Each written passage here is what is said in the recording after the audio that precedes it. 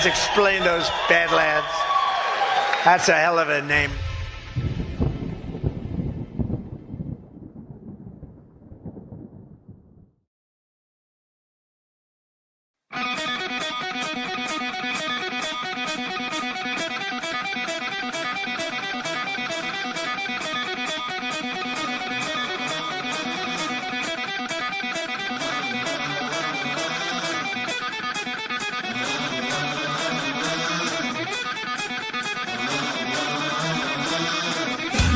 All right, good morning, Badlandia. Welcome to Badlands Daily. It really feels like the cat with the laser pointer. It's like you've led the cat up to the top of the building, and now you're leading it over the edge. President Trump is rebalancing trade around the world and making things more fair for the American people. I think that anytime the deep state can like overcapitalize in whatever situation they have, they're going to. But the rest of it is a very well organized and well funded color revolution operation of the type they run all over the world again and again and again to destabilize entire society.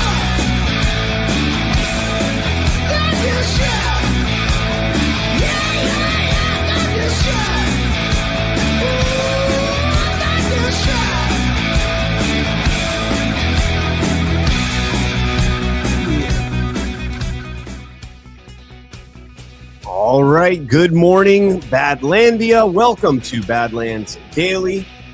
Today's Wednesday, and I can see that Ashe is marked safe from climate change shutdowns. How you doing this morning? Not yet. So the terrifying wind for which they are shutting down everyone's power is supposed to start at some point today, and it can be out for, they told us, our utility companies told us like up to around 18 hours that our power could be out to accommodate the wind, preemptively shutting down. They call it a public safety power shutoff.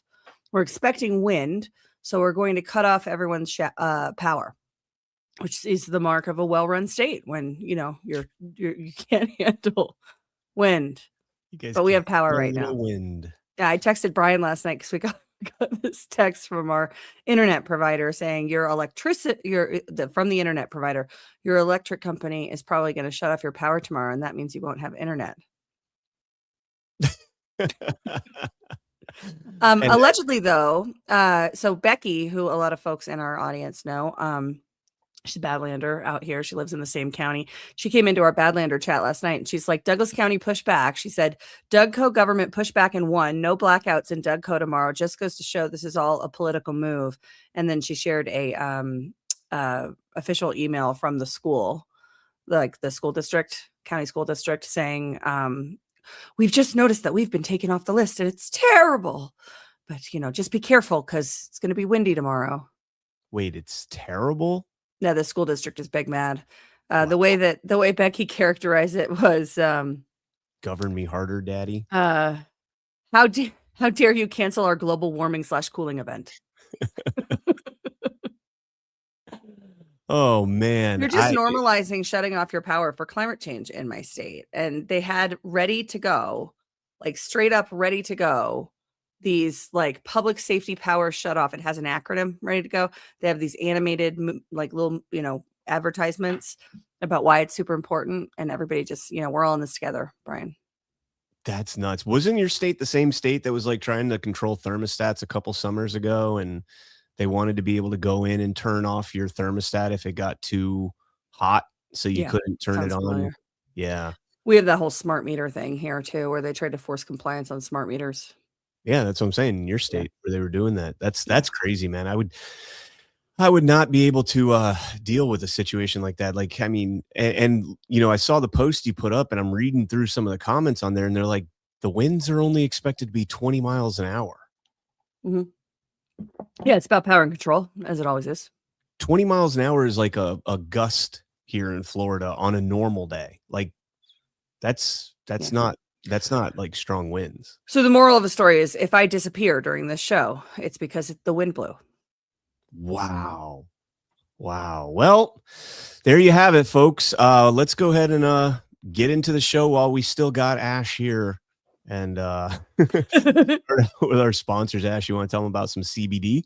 Absolutely. The holidays are hectic. Family drama, last minute shopping, and late nights can make the holidays feel like an endurance test. That's why we are sharing the ultimate holiday survival plan, CBD from CB Distillery. Seriously, everything you need for a merry holiday is here. Stuff mom's stocking with CBD for better sleep. Gift your fitness friends a pain relief stick for post-workout pain. And don't forget to grab a little holiday calm for yourself, or some or some shh. Every CB Distillery product is made with premium quality, clean ingredients, no fillers or anything artificial, and with over 2 million customers and 100% money-back guarantee, it's the gift you can feel about giving. This year, give yourself and everyone on your list the gift of better sleep, less stress, pain relief with CBD from CB Distillery. And with our promo code Badlands, you can save 25% on your entire purchase. Visit cbdistillery.com and enter promo code Badlands for 25% off. That's cbdistillery.com, promo code Badlands, cbdistillery.com. Specific product availability depends on individual state regulations. Ha! I had problems with that line of reading as well. And I said it yesterday. I said, that's a tongue twister. Specific product availability depends on. It's hard to get it out. And it's also like the legal note. So it's like the most important part. I think maybe it's because like we're so used to hearing legal notes where they're like, MSRP or just suggest a dealer and manufacturer rebates and you're like, we got to read it like that. And we don't. We can be specific. We can just read it normal. Product availability depends on individual state regulations. We can be normal people. We don't have to be the micro machine guy from the 90s. Shh. Yeah. As President Trump is considering the reclassification of cannabis to Schedule 3. That will be glorious for all things cannabis, CBD, THC, all the good stuff. So that's really big news here, by the way. Our cannabis industry is thrilled. They're very much looking forward to this because they get to not be, pseudo criminals for participating in a legal industry. So, good. Very exciting. Good. Heck yeah. I've seen a lot of people freaking out about it. And, it's like neocons saying that we're all going to die because we legalize weed. Or not even legalize, reschedule. Yeah, the most shocking one that I think to me was Milo Yiannopoulos was hitting on it, and I just simply said, hey, cannabis has kept me off of a regiment of SSRIs and other drugs the VA wanted to. Never got their hands on me. I never let them, but wanted to give me for, PTSD and physical pain and all sorts of other things. And I said, no, thank you. I'll just keep smoking this plant that's not going to bother anybody and doing the same thing. And that's the thing that's crazy about the scheduling is Schedule 1 is no medicinal benefit. Yep. So they're claiming that there's no medicinal benefit to this incredibly miraculous medicinal plant that grows in our realm. And that's because pharmaceutical companies want to control all of the ways that you treat your ailments. Yep.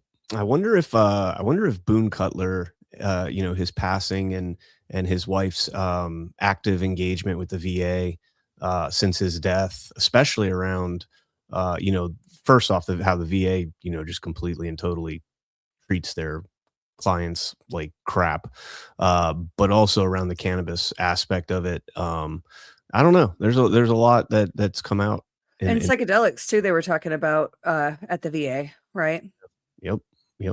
I think that order is imminent, isn't it? We're expecting that rescheduling order at any time, right? Yeah. It's supposed to be, I think, after the new year, but it's an executive order that's going to call them to look at it. He can't actually do it himself.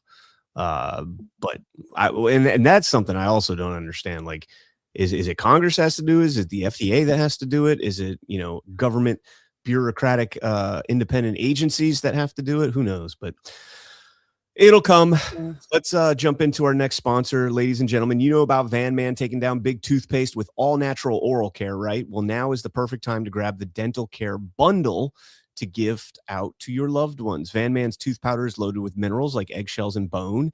And when combined with pulling oils and peppermint aloe mouth rinse, it is truly the ultimate fluoride-free dental hygiene bundle that saves you 25% off the individual prices, and the van never stops. Introducing Van Man's new Pearl Eye Cream and Sweet Onion Shampoo.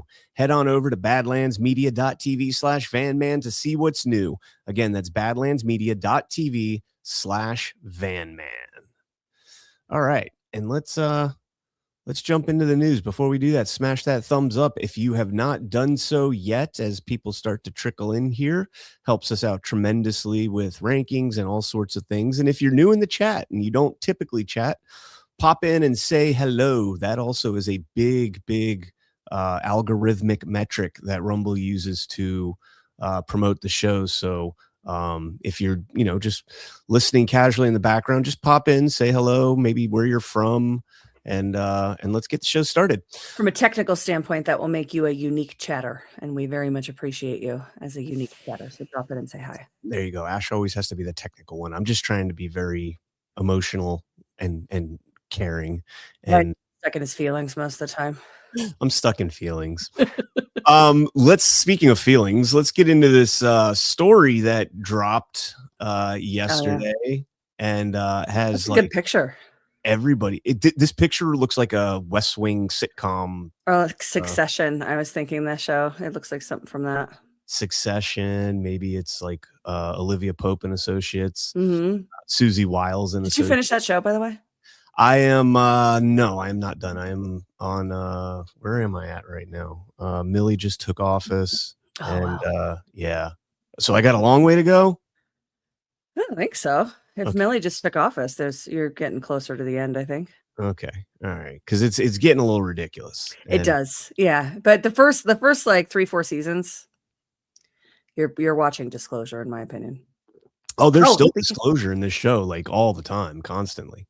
Did you see the Disclosure Day movie trailer? I did, the Spielberg movie. Yeah. Maybe if you want to pull that up and play that, because that was really interesting, and the timing on it is unique. And I do have a segment that we can play that on, so we'll get to that. We'll find it. All right, so here's the Vanity Fair article. Before we get into the article, and it's very long, so we're not gonna, I've got a couple segments. There's a long segment about USAID. USAID, we don't call it USAID because it's not aid, that we'll get into. But this Susie Wiles is taking shots all over the place. So let's go to the New York Post here for Trump's response. We'll start out going backwards kind of here. From the New York Post, Trump stands by Chief of Staff Susie Wiles after bombshell Vanity Fair interviews, admits he has alcoholic's personality, which is kind of rich since he doesn't consume alcohol ever. President Donald Trump defended White House Chief of Staff Susie Wiles in her exclusive interview with the Post on Tuesday, saying that she was right to tell Vanity Fair that he has an alcoholic's personality and that he has confidence in Wiles to continue in her role. Trump said that he wasn't offended by the subordinate's word choice, saying, quote, "No, she meant that I don't drink alcohol, so everybody knows that. But I've often said that if I did, I'd have a very good chance of being an alcoholic. I've said that many times about myself. I do. It's a very possessive personality." He goes on to later correct himself, saying addictive personality. He says, "I've said many times about myself, I'm fortunate I'm not a drinker. If I did, I could very well, because I've said that," what's the word? Not possessive, addictive personality. "Oh, I've said it many times, many times before." In the profile, Wiles told author Chris Whipple that, quote, "high-functioning alcoholics, or alcoholics in general, their personalities are exaggerated when they drink, and that the president has an alcoholic's personality because he, quote, operates with a view that there's nothing he can't do." Wiles also said Vice President J.D. Vance was a conspiracy theorist for a decade, and that Attorney General Pam Bondi whiffed in her handling of files related to Jeffrey Epstein. Don't disagree with that. Asked if he had full confidence in Wiles, the president says, "Oh, she is fantastic." Down here it says, quote, "Sometimes," this was J.D. Vance's response. It says, quote, Sometimes I am a conspiracy theorist," Vance said while taking reporters' questions in Pennsylvania, "but I only believe in the conspiracy theories that are true." And by the way, Susie and I have joked in private and in public about that for quite a long time.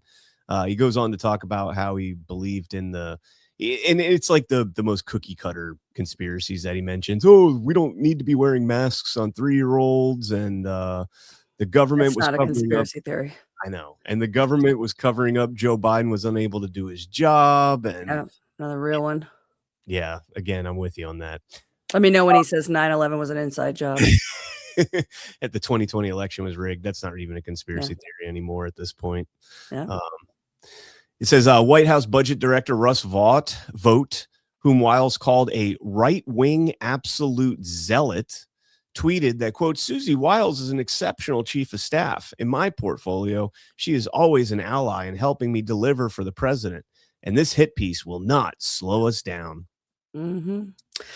So I think that Susie Wiles is President Trump's most trusted advisor. I've said that for a long time, and I don't think this changes that. Someone in the chat just said Susie Wiles is getting fired. That was my initial reaction to this as well. This is the formula, right? There's griping and a lot of angst. You've got a bunch of, high profile influencers and media personalities talking about her being the problem. She's blocking the president's agenda, et cetera, et cetera. Then you get a hit piece that comes out that looks like she's talking smack about the administration from inside of the administration. And then, for unity, we're just going to have her step aside. That is kind of the formula. And that's what I expected. I wanted to share something about the alcoholic personality. I saw this yesterday. I'm going to remove your thing real quick. And I thought this was good. This is Dr. Ben Braddock on X. Trump has an alcoholic's personality as a perceptive statement and not at all an insult. If you look at the phenotype that performs better than anyone else in extreme situations, hunters, warriors, fighter pilots, EMTs, etc., they have the variant of the COMT gene that drives rapid clearance of excessive dopamine in the prefrontal cortex. These people perform better and are calmer under pressure, but because their brains are eating dopamine 4 times faster than a normal person, they are prone to boredom when the pressure is off. In a classroom, a kid with this gene looks like they have attention deficit because they're bored. In a crisis, they turn into a high-performance machine. It's why I've long argued that ADHD isn't a disease or a disorder, but an important personality type without which you can't have a society. This gene is a root cause for a lot of alcoholics because alcohol consumption initially spikes dopamine, but because the dopamine is rapidly cleared, they drink more and more to chase that feeling. You see how bored Trump gets in normal mundane situations and how lively he becomes in high stakes situations. This is why his best media appearances are always with journalists who are out to get him, or why he jumped up after getting shot to pump his fist in the air. There is an incredible amount of alpha in being a teetotaler with the wiring of an alcoholic. I thought that was good. Yeah, that's pretty interesting. The dopamine chasing. I mean, we deal with a lot in the veteran community. Obviously, we have a lot of problems with alcohol abuse, and it's not lost on me exactly what that guy said right there, that you're chasing that dopamine fix, and that I think it can be a trained condition as well. A lot of the people, that they mention in there are people that are trained to be able to deal with that type of thing. And President Trump, it just comes naturally. And it's a great point. I personally didn't think that was an insult when I read it, especially knowing that the whole world realizes that President Trump doesn't, consume alcohol at all, period. How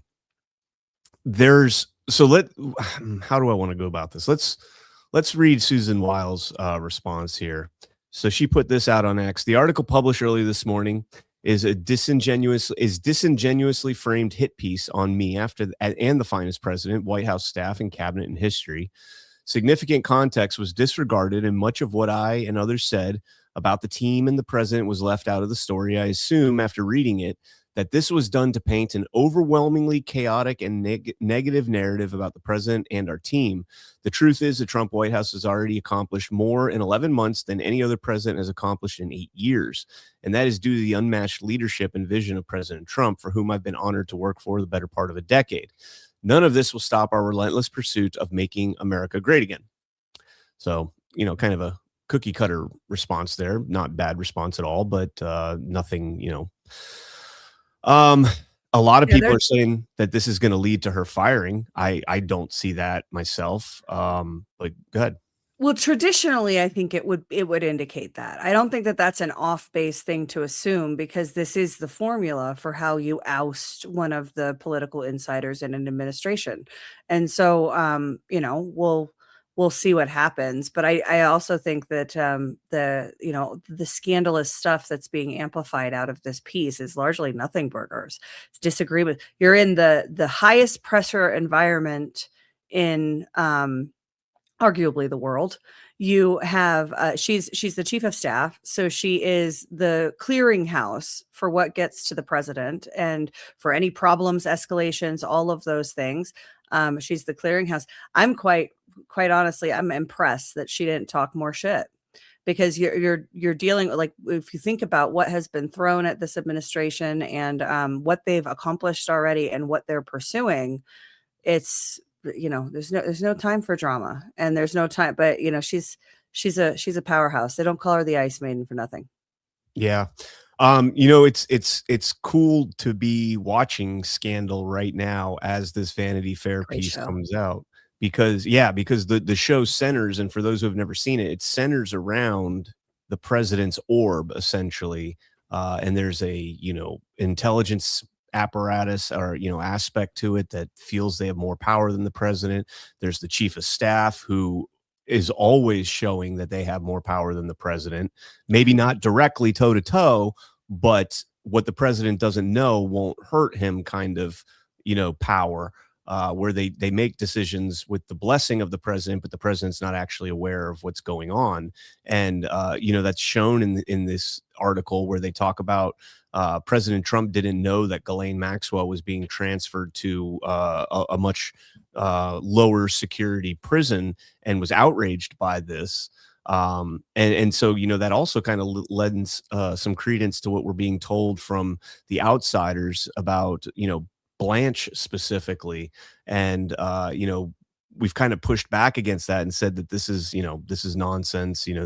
There's no sauce on this, really, other than what these people are saying. And this is the first little bit of sauce on that, actually, that there's things going on that the president's not privy to, in regards to decisions being made. But this is a say that again. I'm sorry. I said maybe. And I also just want to point out that this is it feels like it's rooted in the same kind of dummy Trump, the dummy Trump op, we all love Trump and he's such a cute, lovable old guy, but he's just a dummy and he can't hire good people. And Trump got hoodwinked again. And, that's a very coordinated, directed op. In his first administration, it was that he was, colluding with Russia and terrible, and the same kinds of attacks on his staff were done, right? We can all remember those things. A couple of his staff ended up going to jail, right?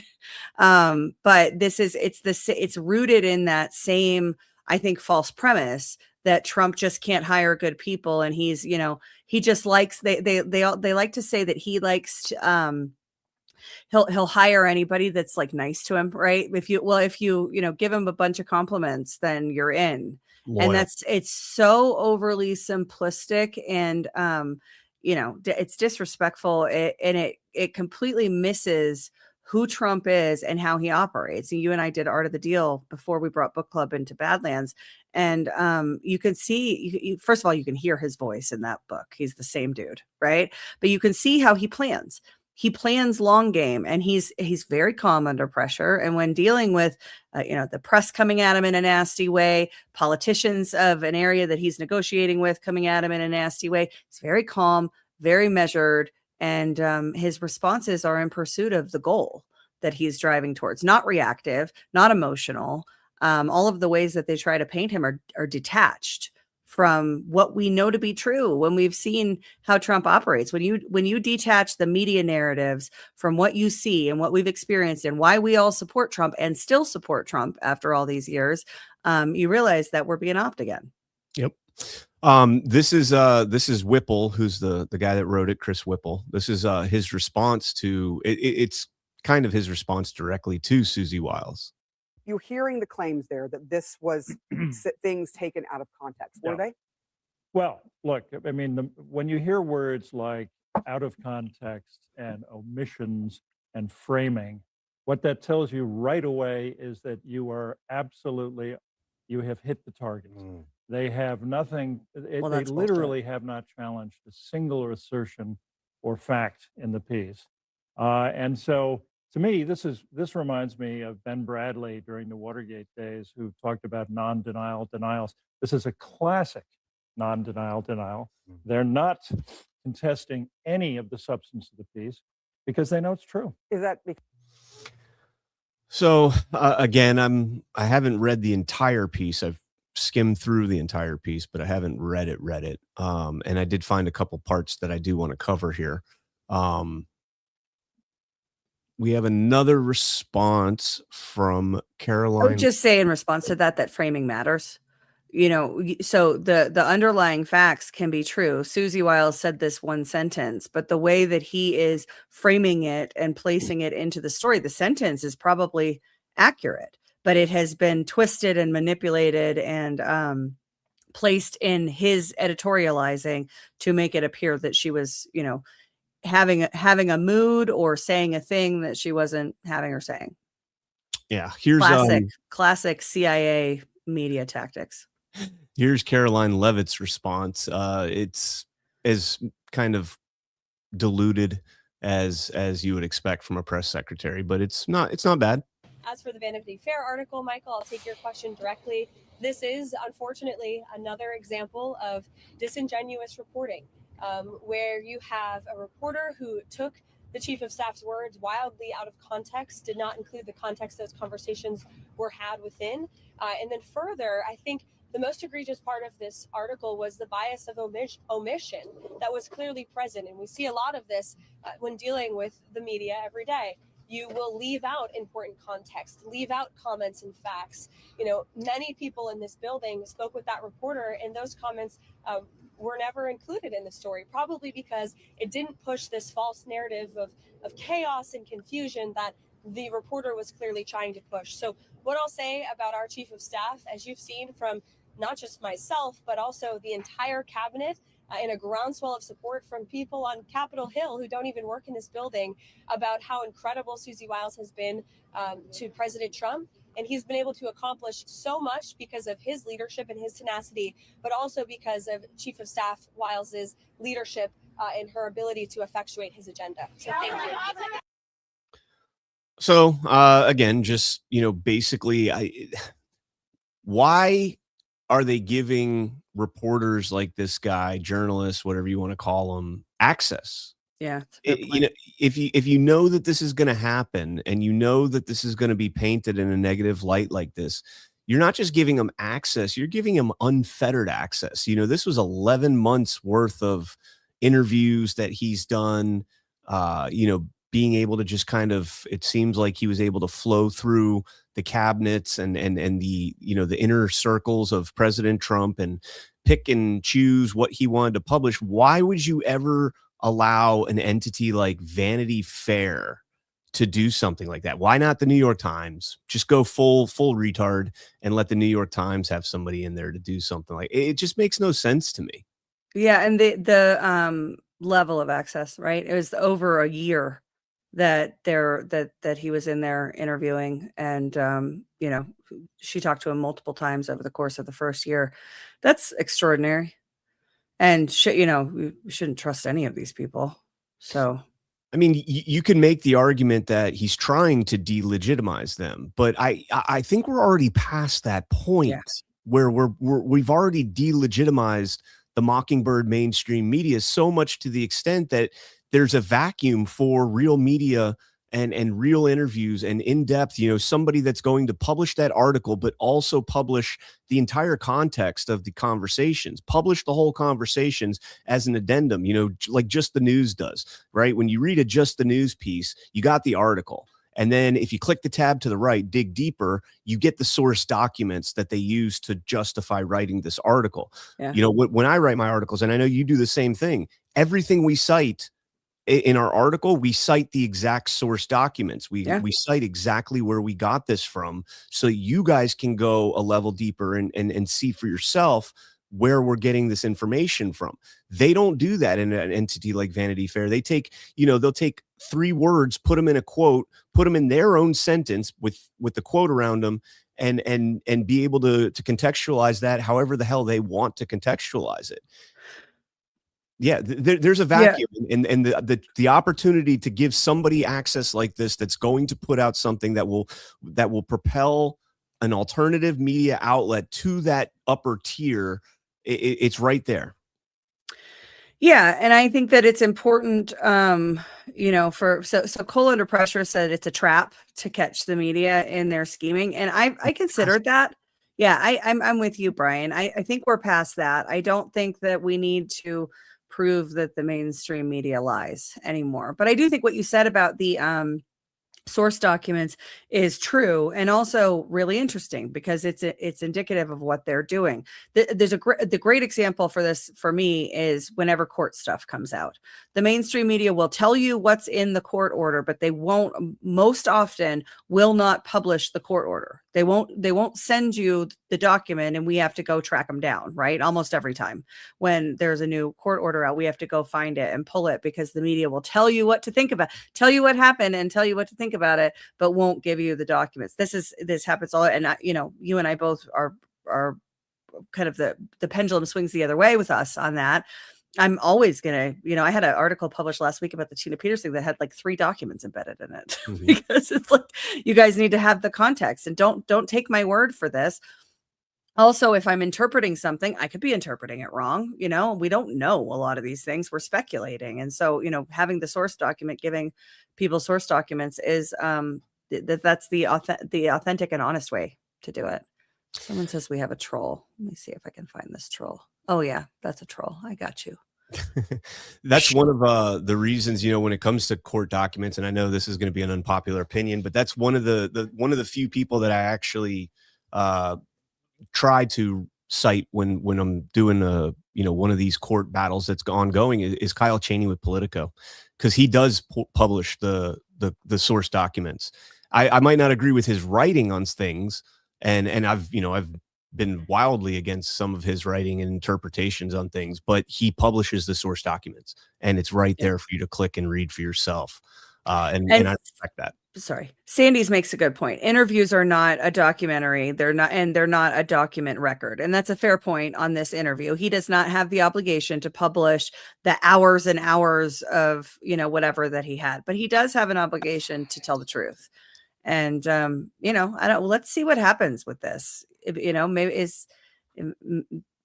there is a second and third act to this thing. Yeah.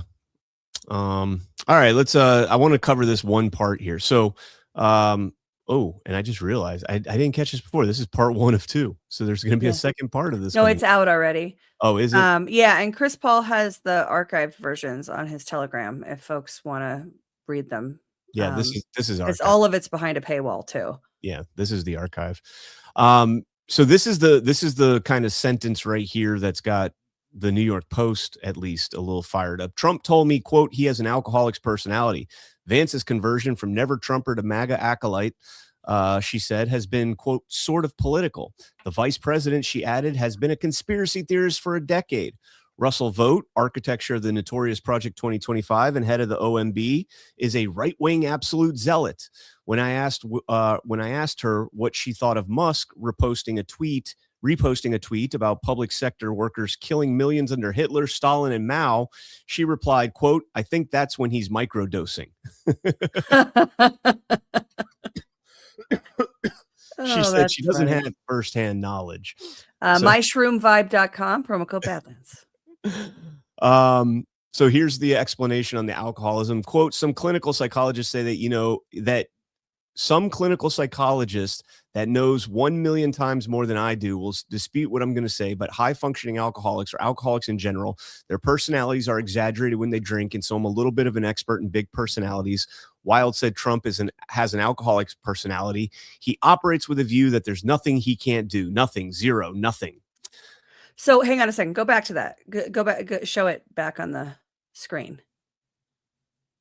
You can see the way that he's taking parts of quotes, right? Has, quote, an alcoholic's personality, end quote. He, quote, operates with. I would wager that this conversation about Trump's alcoholic personality was very long, right? Like she probably explained what she meant by it and dug into it. And he took this, my, I don't know. I haven't read his source materials, but I would wager that this is a, very, very narrow view of what she said about this topic. Probably. But again, and so, I, like Sandy said, you don't have an obligation to publish that stuff, but I would always publish that. Just because I want to make sure that everything I say is, contextualized and you understand it. So, but this is the USAID part, and this is a little bit of a read, but I think it's a pretty important read, because I don't know that Susie Wiles understands what USAID actually is. It says Musk triggered the first true crisis of the Trump presidency and an early test for Wiles. Trump's chief was shocked when the SpaceX founder eviscerated USAID, the United States Agency for International Development. I was initially aghast, Wiles told me, because I think anybody that pays attention to government has ever paid attention to USAID believed that, now it's key, believed, past tense, as I did, that they do very good work. In his executive order freezing foreign aid, Trump had decreed that life-saving programs should be spared. Instead, they were shuttered. Quote, when Elon said, we're doing this, he was already into it, said Wiles. And that's probably because he knew it would be horrifying to others. But he decided that it was a better approach to shut it down, fire everybody, shut them out, and then go rebuild. Not the way I would do it. Wiles knew that fixing this was on her. Quote, the president doesn't know and never will, she told me. He doesn't know the details of these smallish agencies. I find that hard to believe. President Trump doesn't know the details of USAID specific. USAID, I agree with you on, but the other smallish agencies, I can believe it. I mean, especially if the intention is to shut them down. Why learn all the details? I guess. I mean, you got to know the details before you decide to shut it down, though, right? You got to have justification for doing it. I don't know. Wiles says she called Musk on the carpet. Quote, you can't just lock people out of their offices, she recalls telling him. At first, Wiles didn't grasp the effect that slashing USAID programs would have on humanitarian aid. Quote, I didn't know a lot about the extent of their grant making, end quote. But with the immunization halted in Africa, lives would be lost. Soon, she was getting frantic calls from the relief agency heads and former government officials with a dire message. Thousands of lives were in the balance. Hang on, pause there for a second and scroll it back down to where that paragraph is, because I want to point something out.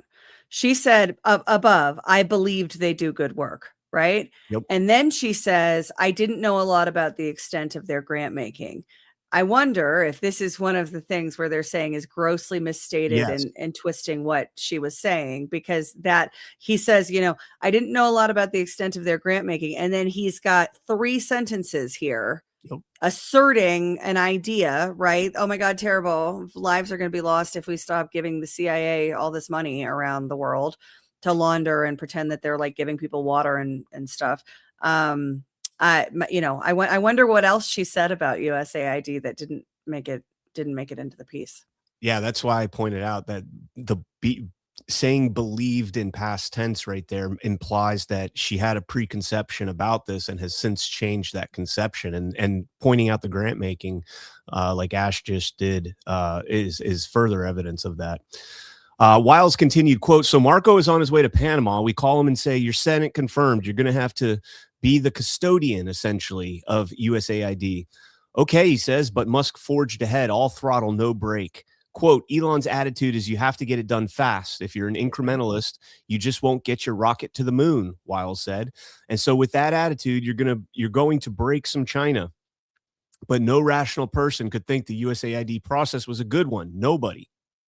I consider myself rational, and I think it was a fine process. What you're what she's describing there about Elon, move fast and break things. That's high velocity culture change. It is a well accepted change management methodology. It used to be considered the Bible of change management.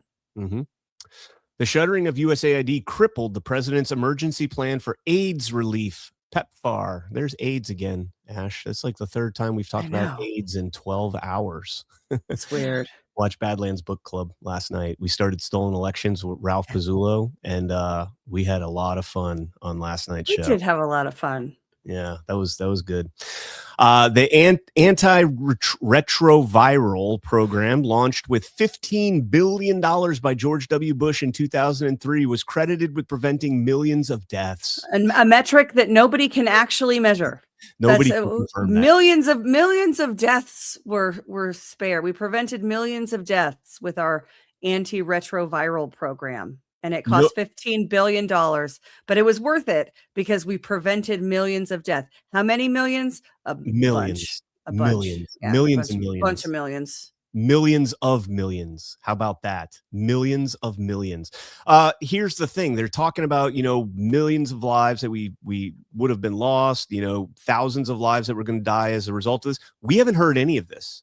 It's been 11 months. We haven't heard any of this. Maybe it's because the USAID's media arm, which is, part of USAID's propaganda regime, they're also defunded as well. So they can't get this. They can't tell us that millions of people will die if we cut this funding. It depended on USAID grants. In an interview with the Financial Times, Bill Gates remarked, quote, "The picture of the world's richest man killing the world's poorest children is not a pretty one." Bush himself had gotten wind of gutting of PEPFAR. He called Rubio to express alarm, according to a former aide close to Bush. Quote, "He's been appalled by Trump from the beginning, and he's determined not to weigh in," the aide said.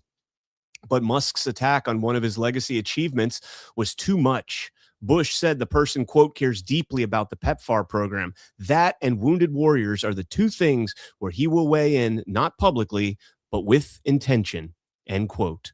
So Bush reaches out, like one of the first times, reaches out to the Trump administration because he's touching his CIA propaganda baby, USAID. Fascinating. Did Rubio have any regrets about the untold number of lives that PEPFAR's evisceration might cost? Quote, "No. First of all, whoever says that, it's just not being accurate," he told me. "We are not eviscerating PEPFAR. PEPFAR has been rearranged and reorganized in such a way we're now going to be able to deliver aid in a way that has a goal. The goal is to help countries become self-sustaining," end quote. With a note of America first, he added, quote, "Let's begin with the premise. Is it the United States' fault? Why isn't China paying for more immunizations? Why isn't the UK or Canada or any of the other G7 countries? The UK following in the footsteps of the US / foreign aid in 2025. In November, China, which funded the Africa CDC, pledged $3.5 million in AIDS prevention to South Africa alone. 15 billion, 3.5 million. Yeah. So I found this, this is from Heritage Foundation over the summer, and it was the responses to the gutting of PEPFAR, which I think is interesting. A major campaign is underway to overturn administration cuts to global HIV/AIDS funding, with claims that such cuts are killing millions of people, causing global turmoil, and advancing China's global agenda. If we don't continue PEPFAR, China is going to win, Brian. Sounds grave. Fortunately, it's completely untrue. But down here, just, no. One of the things that I love about Trump is that he always pisses off all the right people. The aid pause generated ire in proponents of the $6.5 billion annual President's Emergency Plan for AIDS Relief, or PEPFAR, a U.S. government program launched in 2003 when Africa faced an out-of-control AIDS epidemic. A powerful coalition of NGOs, churches, contractors, foundations, universities, and pharmaceutical companies, all good things, have coalesced in a lobbying campaign to shame Republican legislators into rejecting any cuts to the program whatsoever. All right. Well, and he was writing this story for a year, right? So bringing that campaign into this piece. Where does this change? And I don't know that I know what your opinion of Susie Wiles was going into this, but does it change your opinion at all? The story? Yeah. Not even a little bit. Not even a little bit, because it reads as a hit piece. The way the quotes are constructed, it appears as though it's being, misinformation, disinformation. I don't. They're always going to go this route. Oh, it's chaotic. It's turmoil. The walls are closing in on Trump, and nothing can stop it. Nothing can stop the agenda. It's my belief. Into it. So to me, that's not an interview. that article is not that's the result of an interview, but it's not an interview. And all it is taking your own narrative, publishing an entire piece about your opinions on things, and then inserting, 4 and 5 letter, 4 and 5 word incremental selective sentences or portions of a sentence in order to bolster your opinion and your narrative that you're framing. That's not an interview. None of those quotes come with a question of what you asked in order to get that type of response out of her. And that's a key. That's a key to that, because I can ask a question and get an emotionally charged response out of you. And if you didn't know what question I'd ask, you'd be like, oh my gosh, Ash is really triggered by this. Yeah. Well, I asked her, does your husband beat you? And when does your husband stop beating you? Right. When does your husband? Right. Exactly. He hasn't yet. Yeah. That is so mean. Your husband is I'm kidding. My husband's awesome. All right. He's never beat me. Let's jump into this. Wait, before we move off, I want to hit this rant just because it's relevant to the conversation. Quiddy J says, Ash, we respect your opinion. Based on your interaction with Susie, go hard as you can on why you feel the way you do on her fog of war. So I was in 2022, I wasn't doing this, right? I was doing election integrity advocacy. And I went to Mar-a-Lago and met with Susie Wiles and some other folks about election fraud, spent about 2 hours with her and got to see how she, kind of processed the information. I didn't find her to be, as dismissive. We hear a lot that she's never even considered that elections could be fake, that she's always, kind of thought that election fraud that was not my experience at all. She was very focused. She was in the details of it with us. And, we didn't get resolution out of those things, right? Like we didn't tell her that, this is happening with Defend Florida, the voter rolls in Florida based on the work of Defend Florida, for example, which is one of the things that we presented to her. She was very intentional and took it in. And I do kind of get the sense that she's the clearinghouse for the president. And, you could say, well, we told her about it in 2022. Why didn't anything happen? I mean, I think it kind of had to be that way, right? I think that the Biden administration had to happen. I don't think that, I don't think that it would, sorry, I got distracted by the chat. I don't think that we'd be in the same position that we are now, certainly from a public mind standpoint, if we hadn't had the Biden administration. But I don't, it's not that I believe that all of the information that went to the future chief of staff at the time was sunk or buried. President Trump has never stopped talking about election fraud, and his rhetoric around it has gotten more specific over time. So, I think that a lot of it too, a lot of my kind of digging my heels in on this is the type of criticism and the people it's coming from. All right. Well, we're going to move on. Before we do that real quick, there's a reason that you don't hear much about molecular hydrogen in mainstream health. It's because it isn't a drug, it isn't patented, and there's not much money to be made selling better water. Molecular hydrogen is created by running a small electrical current through water, producing a form that dissolves into the water and can be absorbed by the body. It's been studied for reducing oxidative stress and inflammation, two of the biggest drivers of chronic pain, joint stiffness, and slow recovery. A lot of that research is tracked by the Molecular Hydrogen Institute out of Utah, and that technology has been used quietly in clinics and by professional athletes for years, especially around injury and physical wear and tear.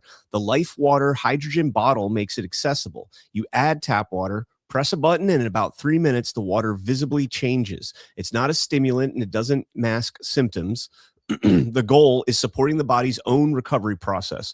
Life Water publishes third-party lab tests, which matters with this kind of technology. Right now, there's about $80 with a 50% promo, backed by a 60-day money-back guarantee. If you have a loved one dealing with pain, inflammation, or recovery issues, this is a gift that actually makes sense. To learn more, go to buylifewater.com or scan the QR code on the screen.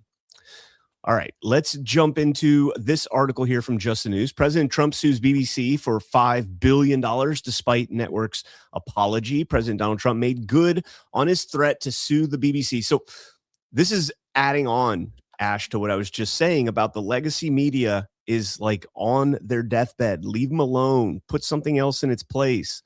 They're suing him despite the network apologizing for airing a program last year that edited clips from his speech.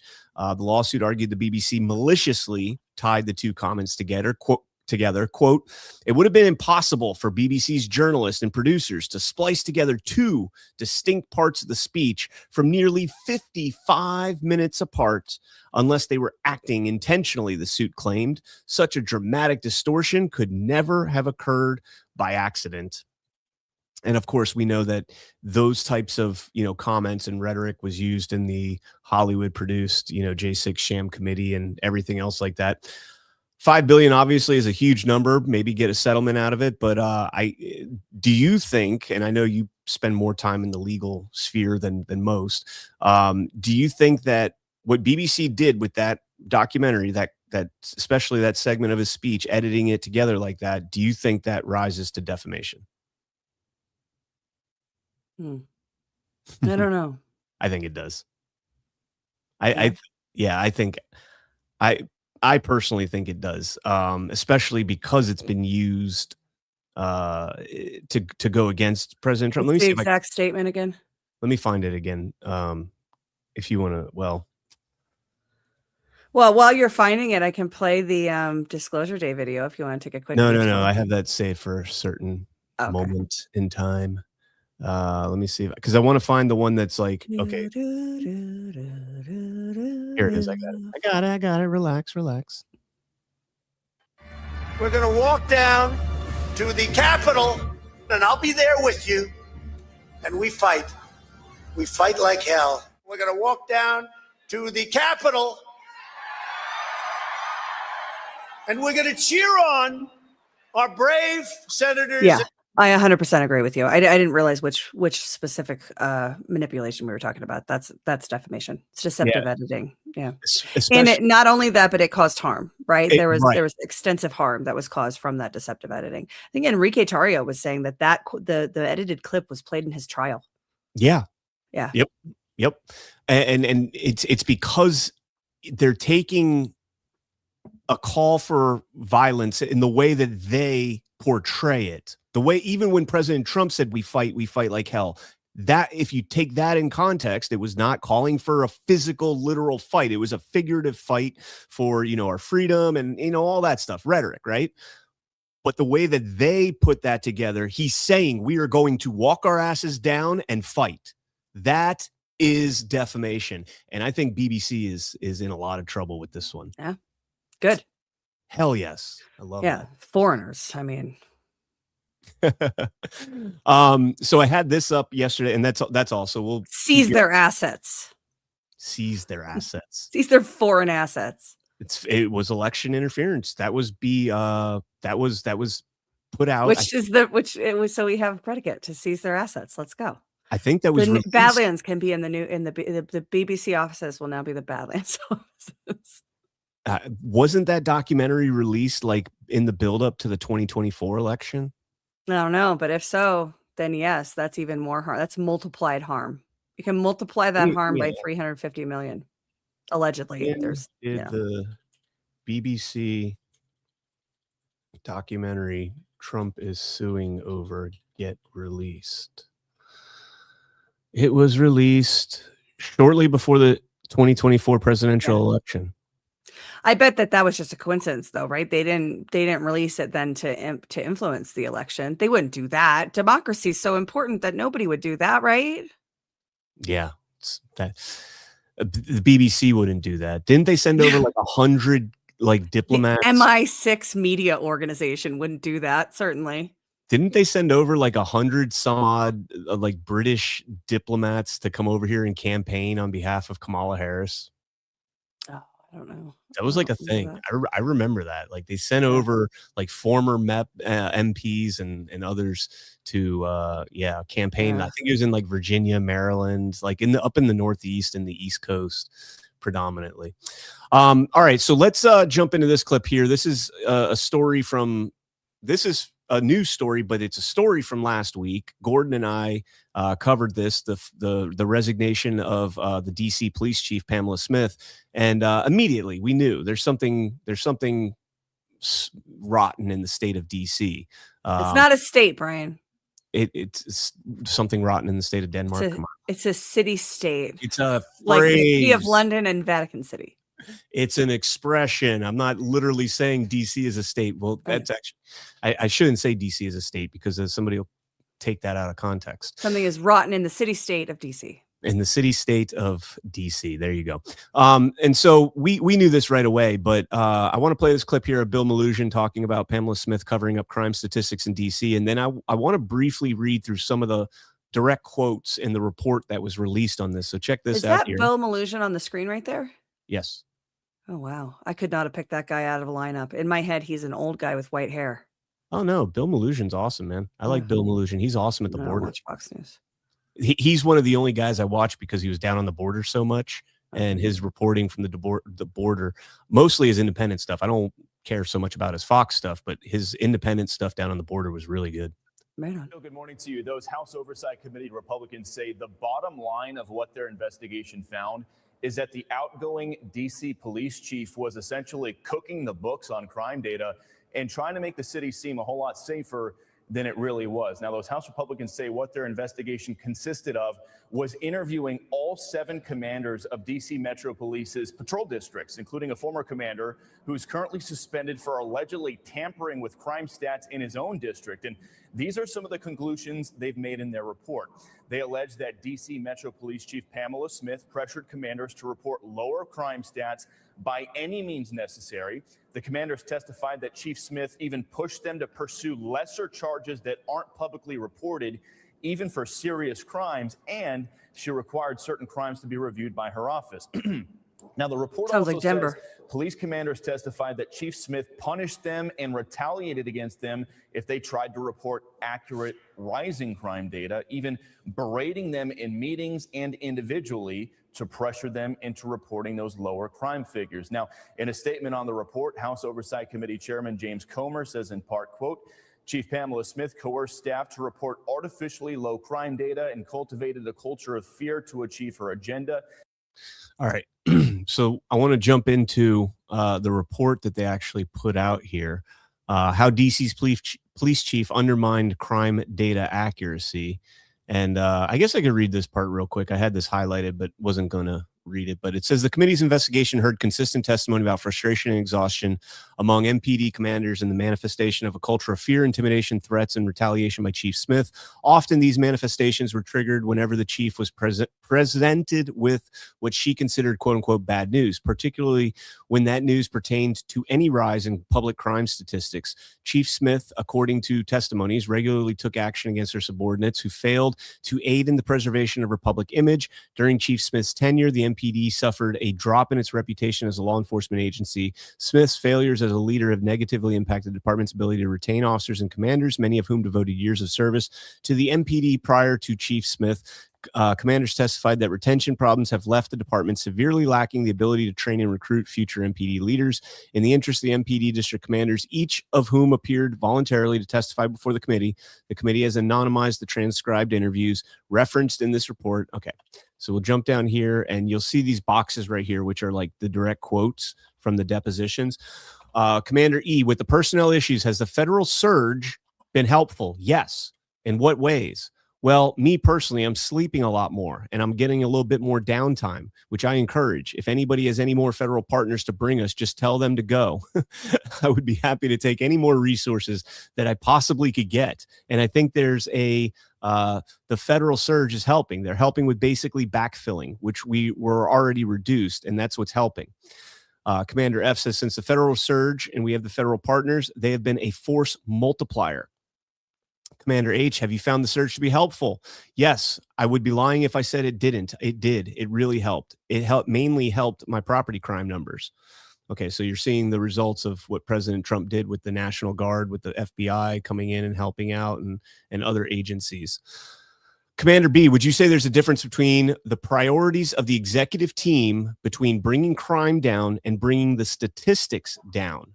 Is there a priority amongst the executive team? Yes. Absolutely. I mean, I think at the end of the fiscal calendar year, that's the goal, is to have the lowest crime possible to report out to the mayor of the city. over the last few years. Has there been any internal pressure to simply bring down crime statistics? Yes. I mean, extreme.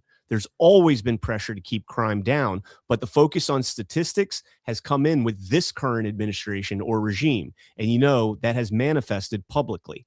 Excellent use of regime. Yeah, absolutely. And the premise that was described to me after the fact by my officers when I came back to work in a couple of days was that the first time ever they had saw the police chief at that district. And the police chief she had been the police chief for almost 2 years. So the officers recognize it, they see it, and they feel it. 2 years it took her to go to that specific district. Isn't it like 10 miles or something, DC? Yeah, No, it's not 10.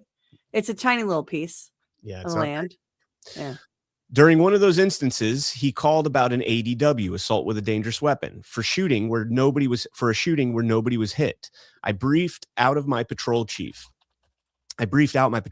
He called the executive assistant chief. And when he called me back, he said, well, it sounds like you have an endangerment with a firearm. And I said, well, are you asking me or telling me? Because I briefed you on what I had. And when you said that, he responded, an executive assistant chief says you have an endangerment with a firearm. I said, okay, so what's the classification?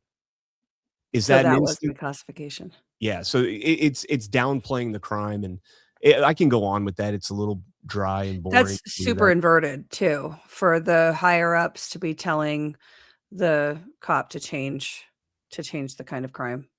It was a shooting. It was a shooting. No, it was endangerment with a firearm. It was endangerment with a firearm. Yeah. Is that an instance? Are these conversations happening in real time as an officer is on the scene? Are these conversations immediately happening? Yes, the chief has required that this happens before a classification is made and numbers are drawn for these offenses. This is new to this chief and these executives. This is never something that's occurred before in our agency. Mm. And then he says, yes, there's this always is criminal, by the way. And very criminal. Yes, there's always pressure to get those numbers, unreported offenses. And these are offenses that we could report to the public as violent crimes. They are defined as violent crimes if we have the data on them. It's just, I don't think anybody has wanted to be in the seat when we start reporting these to the public and the numbers don't look as good. Do you notice a trend towards a lot of the pressure to the non-reported numbers? Yeah, I do think that there's a direction to get away from the assault with dangerous weapons because, again, the focus of this executive management has been on the crime numbers. I mean, I think that the way the department has directed us to use the endangerment with a firearm classification is inappropriate. When I first took over the district, I would see a call come in for a burglary, and I would look on my watch commander report, and I would see that was classified as an unlawful entry and a theft. It piqued my interest. I'd go to read the report and it would read like a burglary. It would say so. And so came home after a day and found their door. It would say so-and-so came home after a day and found that their door had been open and their TV missing from the wall. That's the element of burglary. It is also an unlawful entry and a theft, technically, but the proper charge would be burglary. But unlawful entry doesn't hit the DCR status of burglary. So many of my burglaries are down now, even though I had a ton of unlawful entries. That's storytelling. It goes on and on and on. Yeah, it's what it is. It reminds me while you're teasing. Yeah, well, you're reading that, reminding me of watching Chernobyl, the HBO miniseries that they did on Chernobyl. So yeah, it was really good. But if you see the kind of characteristics, the story that's being told both to the other agencies and in a sense to the public is more important than the event that's happening. This is, we've said it's a very criminal thing that's happening. Not to draw yet another comparison to Tina Peters, but Tina Peters was locked up for 9 years for making one misrepresentation to 3 public officials and conspiring to do the same. Well, you have the elements of conspiracy here. You have the chief and the higher ups telling them to manipulate the crime numbers to tell to misrepresent what's happening to the public, but not just to the public, to the federal officials and to the other state officials and to the mayor. So if they're lying in the crime reports, every lie is a set of offenses, and the official that lie was told to. So if it's the entire mayor's department That's every misrepresentation is a crime that's multiplied by the number of people the crime was told to. If we're using the lie was told to, if we're using the Tina Peters standard of justice.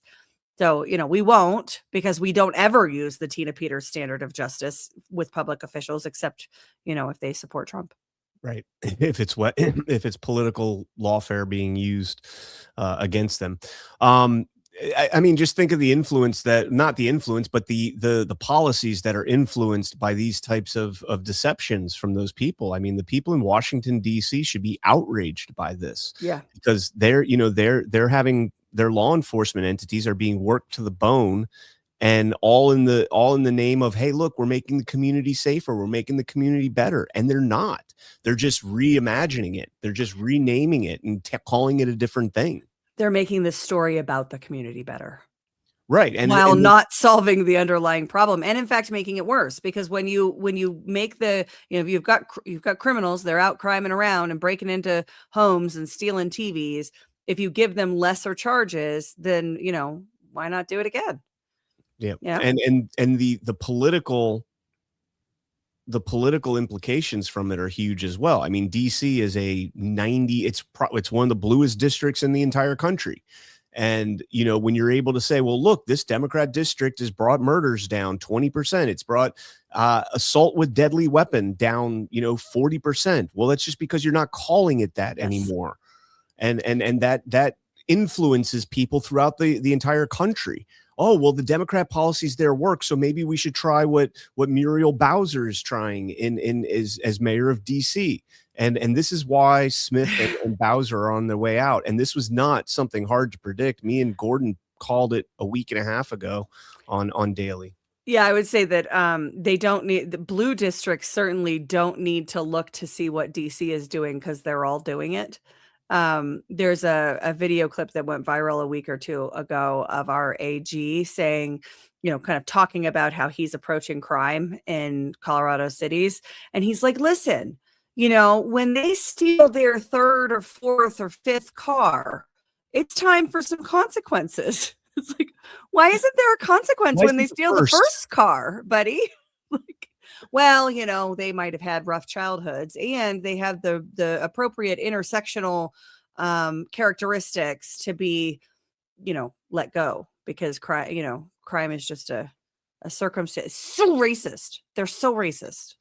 All right, let's jump into this story, a little economy here. Ford to record $19.5 billion in special charges as it pulls back on EV plans. Ford Motors expects to record $19.5 billion in the restructuring of its business priorities and a pullback in its all electric vehicle investments. The new plan includes refocusing investments on hybrid vehicles, including plug-in models, rather than pure EVs, canceling the next generation of large all-electric trucks in exchange for smaller, more affordable EVs, and a rebalancing of its investments in core products such as trucks and SUVs. Ford CEO Jim Farley says, quote, "We evaluated the market and we made the call. We're following customers to where the market is, not where people thought it was going to be, but where it is today, not where the government was literally trying to force us to take the market." The last couple of months have been really clear to us. The very high-end EVs, the ones that are $50,000, $70,000, $80,000 vehicles, they just weren't selling. Yeah. So now they're obviously rebrand the entire thing. $19.5 billion it cost them to learn that. That kind of sucks. Hopefully they'll learn from it. But over the long term, maybe this means they'll make better cars and trucks. I want one of those Broncos. The Broncos are kind of nice. I learned to drive on a Bronco, old school one. So did I. Yeah. So did I. 93 Eddie Bauer. Yeah, we didn't have the Eddie Bauer. It was a solid black. The top thingy was black, and all was badass. It's my brother's. Mine was green with a tan back. Nice one. And when I turned 16, I was offered that as my first car. And I was like, no, I want the Mustang. And I got a Mustang instead. And in hindsight, I wish I had taken the Bronco, because I probably would still have it today. Because now I'm a Jeep guy, but love Jeeps though. I drive Jeep. Yeah, Jeeps are fun. I love my Jeep. It's a fun it's a great around town car. Mm-hmm. Like, you know, like you just kind of sit back and just kind of cruise. I like it. It sucks on the highway. Whew, things miserable on the highway. All right, let's jump into this story. Speaking of highway driving, from Center Square, more than 9,500 commercial truckers taken off U.S. roads nationwide for failing English language proficiency checks. Let's go. In May, Secretary Sean Duffy, Transportation Secretary, signed new guidance to strengthen English language enforcement for commercial vehicles nationwide. Duffy removed nearly 3,000 training providers for commercial driver's licenses from the FMCSA's training provider registry for, quote, falsifying or manipulating training data, neglecting to meet required curriculum standards, facility conditions, or instructor qualifications, and failing to maintain accurate completed document, or, and this one's my favorite, Ash, refusing to provide records during federal audits or investigations.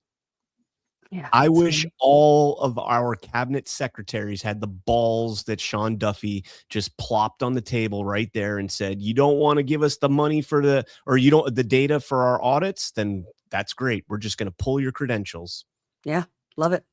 In Oklahoma, more than 120 people were arrested in an operation conducted on I-40. Criminal histories included DUI, illegal entry, money laundering, human smuggling, assault, conspiracy to distribute cocaine, and possession of controlled substance.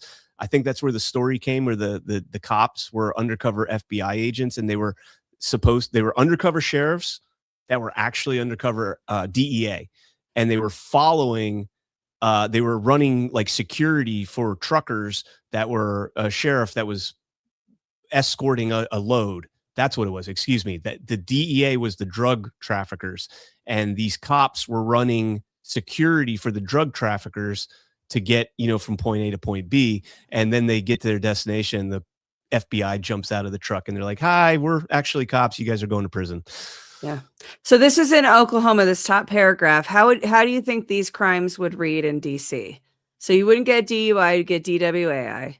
You wouldn't get illegal reentry, you'd get unlawfully present. You wouldn't get, what would money laundering be? Accounting error, human smuggling, moving people without their consent against assault, disagreement, conspiracy to distribute cocaine, party time.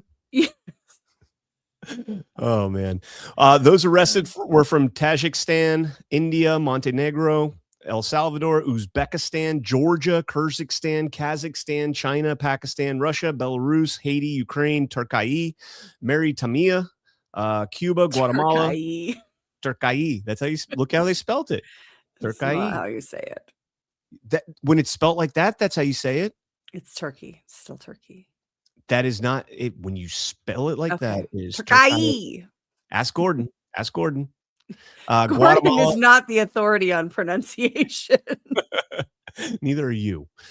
Venezuela, Nicaragua, Honduras, Colombia, Mexico. They were issued CDLs from California, Washington, Pennsylvania, Illinois, North Carolina, Georgia, Florida, New Jersey, Texas, Minnesota, Ohio, and New York.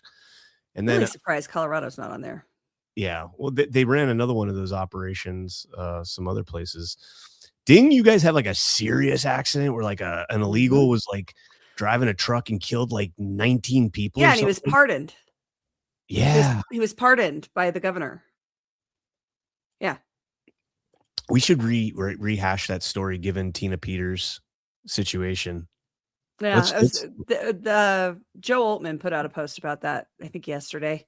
Oh, did he? Same exact story that that guy was pardoned by the governor and Tina's locked up for nonviolent crimes. Yeah.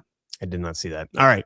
U.S. DOT Trump's Transportation Secretary Sean Duffy uncovers another bombshell. Over 50% of New York's non-domiciled trucker license were issued illegally. The Federal Motor Carrier Safety Administration's audit of New York's non-domiciled CDL issuance practices found numerous failures. Out of 200 sampled records, 107 of them were issued in violation of federal law, a failure rate of 53%. The DMV system defaulted to issuing 8-year licenses to foreign drivers for non-real ID licenses, regardless of when their legal status expired. So they have an 8-year ID. If their legal status is up in a year, they now have an ID that would suggest to law enforcement or anybody who inquired that they're actually here for another 8 years because they've got this FMCSA license. It should say criminally invading migrant on their license. It should.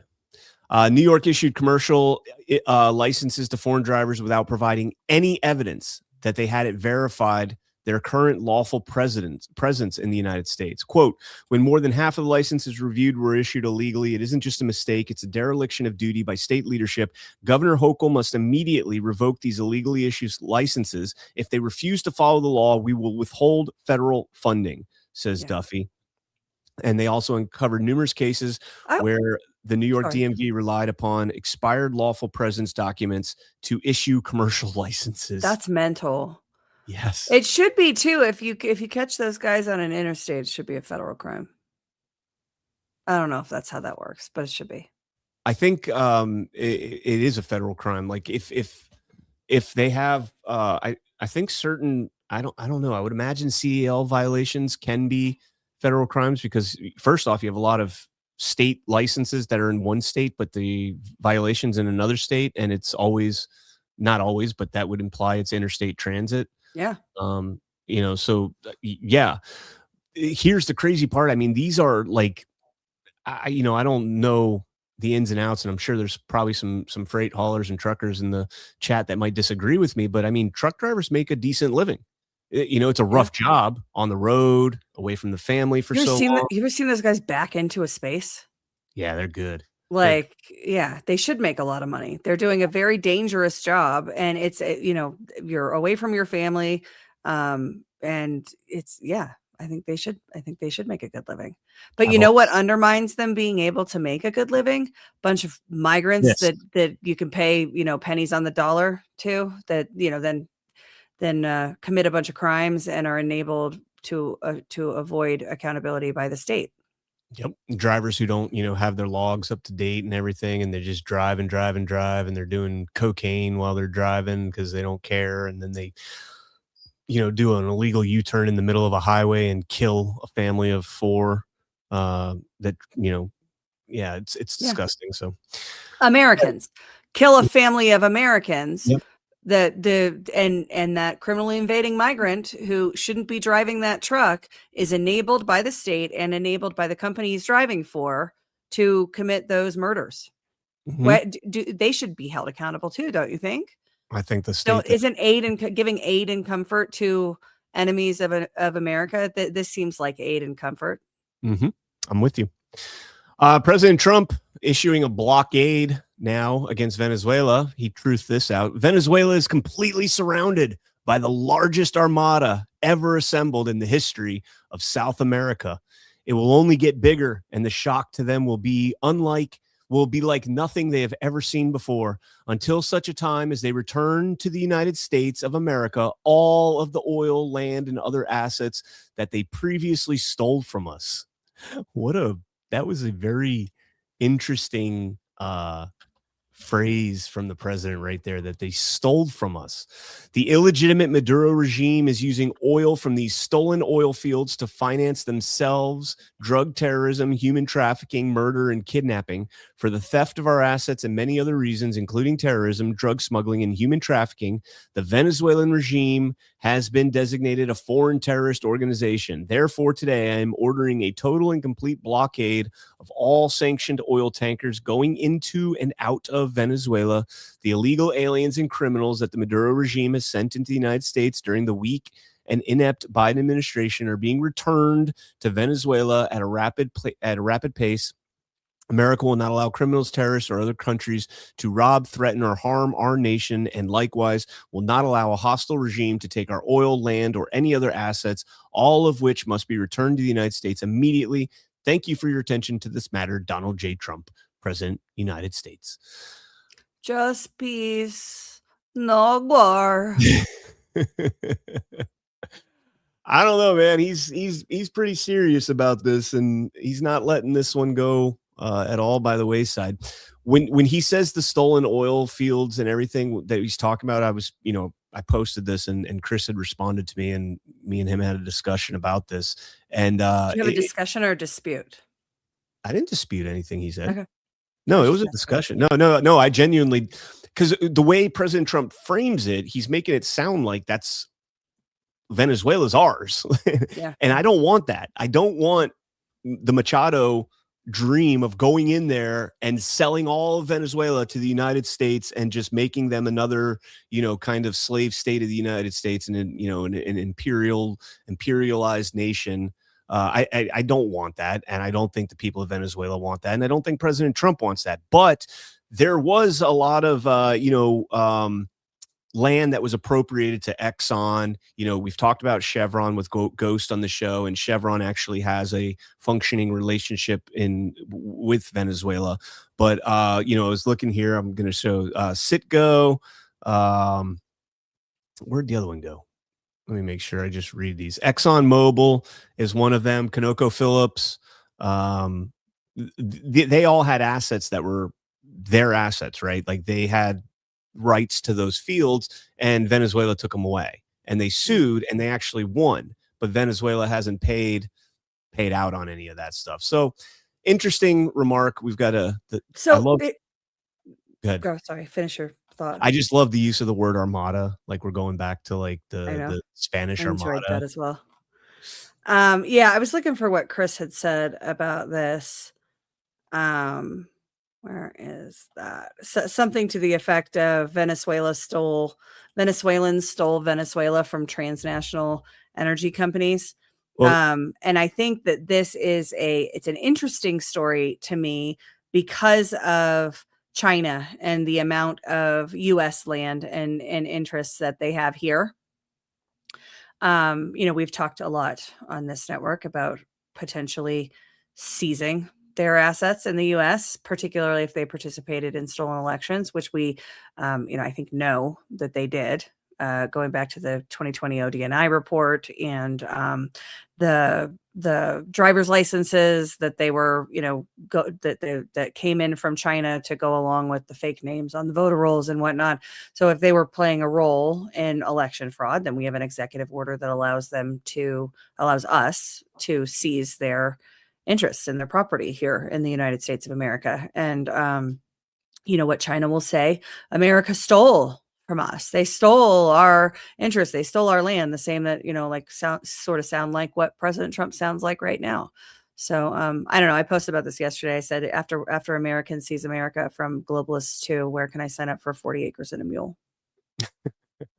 MedBeds will provide the mules.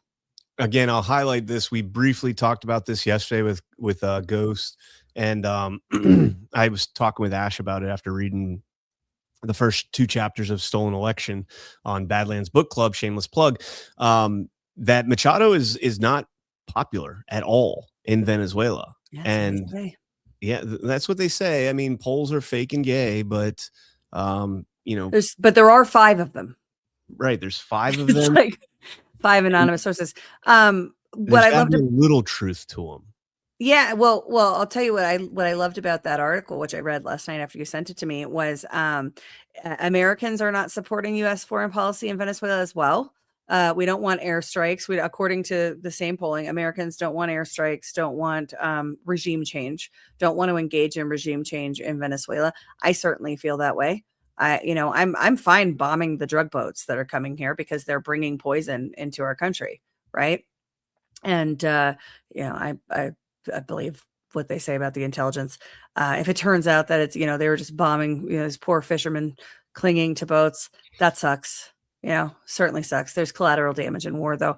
But in terms of going, us saving the democracy, we talked about this, on Book Club yesterday. Stolen Elections, Ralph Pizzullo were doing, and Condoleezza Rice wouldn't let us go into Bolivia and do a clandestine operation to save their democracy.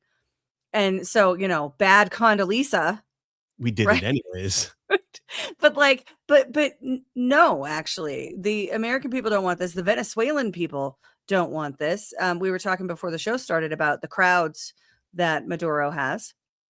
And, here in America, they would downplay President Trump's crowds and say, oh, no, that doesn't matter. He's very unpopular. The walls are closing in.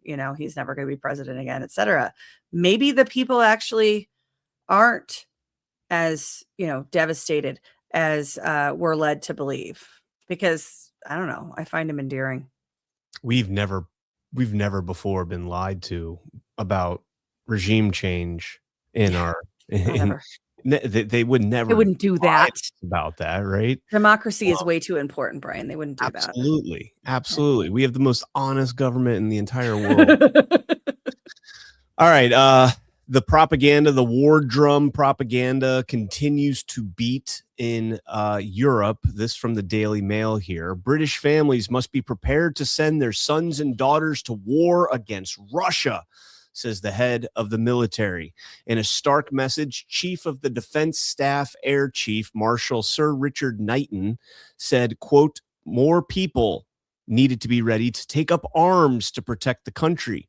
He explained that although the chances of a direct Russian attack on UK soil remain remote, that does not mean the chances are zero. Like, why would you even tell people, like, you might have to take up arms and send your sons and daughters off to die in this war, but the chances are very slim. Like, it's just, yeah, to die for, at least in part, for this country that won't hold an election. Yeah. His comments come just days after Mark Rutte, Secretary General of NATO, urged the NATO states to switch to, quote unquote, a wartime mindset, saying, quote, the shadow of war is knocking on Europe's door, and that war could be bigger and bloodier than what we have experienced in recent times. I think that's all I've got from the article, but there is this little clip here of Sir Knighton that I want to play. Oop, and check this out. The most obvious impact on all of us will be the cost of building this resilience. Sons and daughters, colleagues, veterans will all have a part to play. Yeah, to build, to serve, and if necessary, to fight. And more families will know what sacrifice for our nation means. The comments follow a separate speech by Blaise Metrovelli, the head of MI6. She too raised the alarm about the dangers posed by Vladimir Putin's Russia. We all continue to face the menace of an aggressive, expansionist and revisionist Russia seeking to subjugate Ukraine and harass NATO. I find it harrowing that hundreds of thousands have died, with the toll mounting every day because of Putin's historical distortions and his compromised desire for respect. The two speeches. What? I did not realize this. What in the f is she wearing on her chest? Looks like a bug. It looks like an owl. Like a beetle? Oh, is it an owl? I don't know. Yeah, and I got to make it bigger. Hold on. That's what she said. I can't. I think it. Oh, it could be. Oh, I see the owl. Ooh, sorry. No, it's all right. Yeah, I was seeing a beetle at first, but I see now that I see kind of from its head standpoint, it could be. It's kind of creepy. All right, let me keep going. Scarab. Two speeches underline the growing concern inside defense and security circles about the threat posed by Russia and the need for the whole of society to be prepared to respond. Yet defense insiders tell me they're worried that the only thing really growing in defense is the gap between the strong rhetoric from officials and the reality in the ranks, where there are questions about where the money's coming from to rebuild the armed forces and to rebuild wider national resilience. Is there a risk that the only thing growing in UK defence is the gap between the strong rhetoric from people like you about the need to rebuild strength and the reality in the ranks, where they're facing potential cuts of capability and no clarity on how we're going to fund a whole of society approach to resilience? My job is to advise on the risks and the opportunities associated with defence investment. But those trade-offs are those for government and for ministers to make, and they're difficult trade-offs. Certainly. We just got done reading The Fourth Turning, and one of the things I had told you before was, that we're coming up on a fourth turning. We're in a fourth turning, right? And usually following a fourth turning, there's some sort of a realignment depending on the scale of, when you look at historically, in terms of the United States, the turnings go back to the American Revolution, which brought together all 13 colonies, followed by the Civil War, which brought back together the North and the South, followed by World War I, World War II, which brought about the League of Nations and ultimately UN and NATO. Dissolution of Prussia. Yeah, well, that too, yeah. And what we're going to see now is potentially the dissolution of NATO and a reemergence of something like a BRICS with the United States involved in that, and an alliance with I 100% subscribe to the Sovereign Alliance. I totally am on board with that. Trump's national security strategy that he just put out all but solidifies, BB and Ghost and Chris's, theories on this. And I think it might even go a step further at this point. I think there is a legitimate opportunity within, maybe 5-10 years that you actually see a U.S.-Russia defense alliance. And that's because these idiots right here are like, let's go to war with Russia. We got to prepare, drum up the military industrial complex throughout the EU. And it's like, what the fuck are you doing? Russia's not doing this. Russia's staying in Ukraine. Every attempt that they've tried to false flag Russia outside of Ukraine into the EU, and the threat to the EU has been Ukraine doing that threat, and they've been exposed as Ukraine doing that threat. So anyways, I'll let you jump in on that. Well, we're terribly sorry about it, but you're going to have to send your children to die because the Americans aren't paying for our existence anymore. Yeah. President Trump has been asking Europe to pay for their own defense for a long time. So that's somewhat encouraging that they're trying to, rebuild enough forces. Say they're doing it to combat Putin. I don't think that'll go well. I don't think that Europe's capacity to fight a war is anything without the United States of America. So the fact that we're not doing it anymore is a good thing. I think for Americans, we should all be happy that we're not providing, the defense capabilities for all of Europe any longer. Folks are pretty consistent. It's a scarab that she was wearing, which is a semi-flying Egyptian beetle, according to Naturally Nikki. Spetzel called it a dung beetle, which I prefer. I'm sorry, I don't think that's a scarab. I think it's if anything, I think it's like her kids made a snowman, and it's either an owl or some sort of beetle bug. So I can get on board with scarab. It's got horns. It's got 2 horns. I don't know. It's really weird. All right.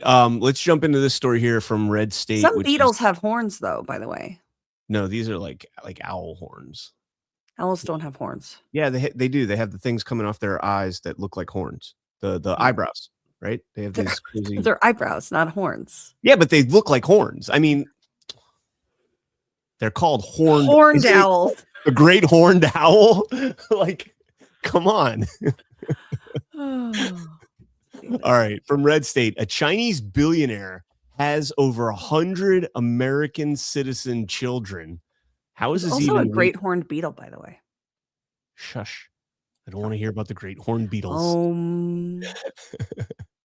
A billionaire Chinese video game executive, Zhu Bo, has fathered over 100, yes, you read that right, 100 children, all of whom are U.S. citizens. Clerks working for family court judge Amy Pellman were reviewing routine surrogacy petitions when they spotted an unusual pattern, the same name again and again and again. A Chinese billionaire was seeking parental rights to at least 4 unborn children and had already fathered or was in the process of fathering at least 8 more, all through surrogates. When Pellman called Zhu Bo in for a confidential hearing in the summer of 2023. He never entered the courtroom. The maker of the fantasy video games lived in China and appeared via video, speaking through an interpreter. He said he had hoped to have 20 or so U.S.-born children through surrogacy, boys because they're superior to girls, to one day take over his business. His kids were being raised by nannies that live in nearby Irvine as they awaited paperwork to travel to China. He had not even yet met them. Another wealthy Chinese executive, Wang Hu, hired U.S. models and others as egg donors to have 10 girls with the aim of one day marrying them off to powerful men. There are apparently dozens of companies specializing in multiple surrogate births by Chinese quote unquote parents to women in the U.S. for what seems to be the sole purpose of creating citizenship. That's a little shocking. Now, a U.S. egg donor should not confer, like an egg from a U.S. female should not confer citizenship. That's mental. Yep. Well, this is coming right as. Well, there's no American DNA, right? There's no like you can't like test for American DNA and prove that the person is an American through DNA, because that's not what America is. And so having an egg, this is so stupid. Well, so here's the thing. Now, picture this guy, Zhubo, right? Has over 100 children. Guy's a billionaire, many times over, big time billionaire. Those 100 children are now surrogates of him to be able to use his money to exert influence throughout the United States in 18 years when they're old enough. And even now, as they're younger. Because I'm sure Citizens United doesn't, applies to the corporate money can be funneled through underage individuals. And then they have political speech. So they're allowed to exercise their First Amendment rights and spend as much money as they want. And so you've got 100 people now. You've just bolstered how much you're able to force multiplier. Yeah, you're a force multiplier in politics. You can take over cities and states with that type of influence, with 100 people and several $1 billion backing you up. Man, that is freaking nuts. So when we seize the Chinese billionaire's assets, are we seizing his children too? Because he's creating these humans as assets. Deporting them. He's creating these humans as assets on our. Well, if they're born here, we can't deport them, Brian. Well, that's where the birthright citizenship case is going to be very, very important. And when we see that massively powerful foreign interests are manipulating our, empathetic legal frameworks, then it's time to change those frameworks. You touch the magic soil. Like this is beyond magic soil though, because he's, intentionally creating U.S. citizens to do the bidding of China. I mean, in an overly generalized sense. Well, yeah, I don't know. There's like now egg farms. It's crazy. Like it used to be like women would get trafficked over to like Dubai and like all these places by these rich billionaires to, be hookers basically and whatever. I mean, whatever. But now, you just got to have a baby from a Chinese millionaire. I mean, Elon's doing the same thing. Not, at least he's doing it the old fashioned way. You know what I mean? But I don't know. Don't we have a global population crisis? Yeah, don't we have way too many people? So we need to do a really good job with vaccines so we can kill a couple billion of them off. It seems that the billionaires again are playing by their own rules, forcing. And by the way, in China, don't they force a one-child policy? No, I think that's gone now. I wait. I think that's gone now. Would have thought that would have been bigger news. Let me ask. 2015. Yes, yeah. Ended. Yeah. Yeah. Oh, okay. Well, okay. They're being fruitful and multiplying again. Be fruitful and multiply. We just teetered under 1.7 billion, so we got to get that number back up. But meanwhile, in this country, this is freaking insane. This is mental. Imagine trying. This is from Sarah Gable Seifert. Imagine trying to sanitize abortion for 5-year-olds, turning it into a bright, cheerful picture book called "Abortion is Everything." But abortion isn't everything. It ends everything. A heartbeat, future, God-ordained life. This is one of the cleanest pictures of cultured death that I've seen. This is a book that is being published for 5 to 8-year-olds called Abortion is Everything. What is an abortion? With accessible, inclusive language, abortion is everything. Speaks directly to 5 to 8-year-olds about what abortion is and why people have them. Abortion is a tool that helps human beings build the lives we imagine for ourselves, and the whole world around us has been shaped by abortion. Just absolutely crazy that you could even have a book like this and somebody would publish it. Is it crazy? Yes, it is. So we were just talking about how retarded the Brits are. There's a lawmaker in Britain that's pushing for to legalize euthanasia of pregnant women.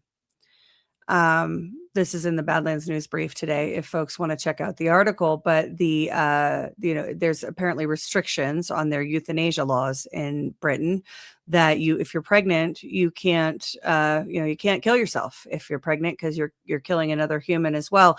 And they're pushing to roll that back. Now, why I think that is pretty egregious is that when you're pregnant, because of hormonal fluctuations, there can be you hear of postpartum pregnancy, and there is a significant spike in mental health issues sometimes when women are pregnant. Certainly women that are predisposed to mental health issues can have crisis moments in pregnancy. And what Britain is trying to do is say, hey, yeah, man, when you get to that point where you feel like you want to die, just kill yourself. It's a known phase of life for women where it can impact their mental health because of all of the hormonal fluctuations, and it's just it's hard. It's hard to create humans, and they think it is I guess anti-empathetic or not empathetic enough for for women with mental health issues to not be able to kill themselves during pregnancy. These psychopaths need to be removed from the planet. They're teaching children now 5 to 8 years old, or they want to teach children. Not that anybody would actually, I mean, a parent that has that book, that buys that book for a child, should be investigated. That kind of will segue into this article here. That story was out of the National Post, by the way. I put the link in the chat. Which one? The pregnancy one. Pregnancy, death, whatever. Yeah. Just if you don't want to have a baby, just murder yourself. Murder yourself, yeah. So this is a study that came out from Aura.com, a 2025 State of the Youth report. And they take 3 sources of data. They survey a bunch of children. It's 42,000 days of device activity that's monitored of 5 to 17-year-olds interactions with artificial intelligence on their cell phones and other devices. And then a 2,000 person American parents survey of children aged 8 to 17. So some of these results are a little concerning. Not shocking, unfortunately, but concerning. Number one, violent content is common on AI companion use. When kids use AI, 42% of the time, it's for companionship. About 37% of those interactions involve violence, and the exchanges are unusually long. Kids who move into violent storylines type more than 1,000 words a day in these apps, more than in any other category Aura analyzed, including sex and romance, friend, and emotional support. Half the time the violent theme appears, they happen alongside sexual role play. 59% of kids surveyed say that they saw at least one violent video in the past year, and 36% said they saw several. YouTube is the most common source at 62%, followed by TikTok at 50%, Facebook at 53%, and X is all the way at the bottom at just 19%. That was 43 on Facebook, wasn't it? Yeah, did I say 43? What did I say? 53. Oh, 43 on Facebook. Excuse me. Instagram 36, Snapchat 23, and Twitter's all the way at the bottom at 19%. Kids are growing up faster in AI chats. Younger adolescents are entering mature conversations with AI earlier than many parents expect. Among 11-year-olds turning to AI for companionship, 44% of conversations involve violence. This is higher than any other age group. At 13, sexual or romantic role play becomes the most common topic, appearing in 63% of conversations at that age. after 15 sexual and romantic role play dropped sharply, suggesting that early teens are the most curious about these themes in AI chats. Yeah, that's because by 15, because by 15 they're doing it. Yeah, but also this is the 13, 14, 15 is the ages that they're going through puberty. It's the ages that their brains are most tuned into that. Their bodies are changing. They're, seeing a whole new world sort of in the first time. And what I would think would be possible, but, against the business model is AI should be able to detect it's talking to an 11-year-old, a 12-year-old, a 13-year-old and stop. That is absolutely with what they're trying to convince us that AI can do, right? That is absolutely in the realm of possibility, but they want to get these kids hooked early and, young, because then they'll be users for life. It's like the pharma model. Yep. And it's actually a lot like the pharma model because it's dopamine hits and shit in the brain when the kids are interacting on these forbidden topics with the AI, right? Well, it also opens up the pharma, the big pharma model, patient for life, because this is the gateway to that. This is the building blocks to get to that point. And so, all it takes is, while AI should be telling that this is a child, instead, all it takes is a couple triggering words here or there, and AI will start to convince you that you are transgender, or that you are, whatever the case, you're gay, or you're, whatever other sexual deviances it's teaching children, which is disgusting. Yeah. It should be able to detect that it's talking to a child and notify the parents. 100%. Well, I personally, I think parents should, if you're under 18, you should have a phone that requires some sort of monitoring by the parental devices. Yes, that's also not a fail safe, right? Because when what's that? It's not. You're right. Yeah. So you have the behavior of kids, right? Think about yourself when you were in, later middle school, heading into high school. The things, and I'm sure that there were really good kids out there that really good adults in our chat, probably most of you, that didn't deceive your parents about things when you were kids, right? But I'm not one of those. I had stuff from my parents that I wasn't allowed to do a lot because, my parents were pretty strict. And so I did those things at friends' houses and, watched those movies at friends' houses and did those things. And that's just, and I'm sure none of your kids are as terrible as I was as a child, but just be mindful of the fact that, you can't monitor them, can't helicopter them and monitor everything they're doing all the time, especially in the digital age. Teaching them responsible use of technology is one of the most important. And it's sad to me, because with the advancements in AI technology, we should be able to use the technology to train the kids to be more responsible with using technology, but the technology companies don't want that. They don't want kids that are temperate and measured in their use of technology. They want addicts. Yep, 100%.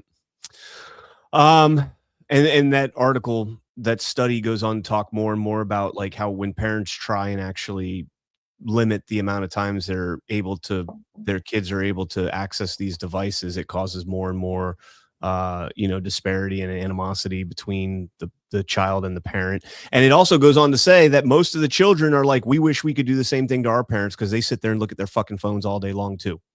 And that is a problem as well. Yeah. All right. Let's have some fun. We're almost done. Let's have some fun. This is where Disclosure Day will come in. Daily Mail, space agency activates its largest planetary defense drill as interstellar visitor approaches Earth. Did you know Aliens? that? An interstellar visitor is approaching Earth? Oh my gosh, oh my gosh, oh my gosh. It's happening.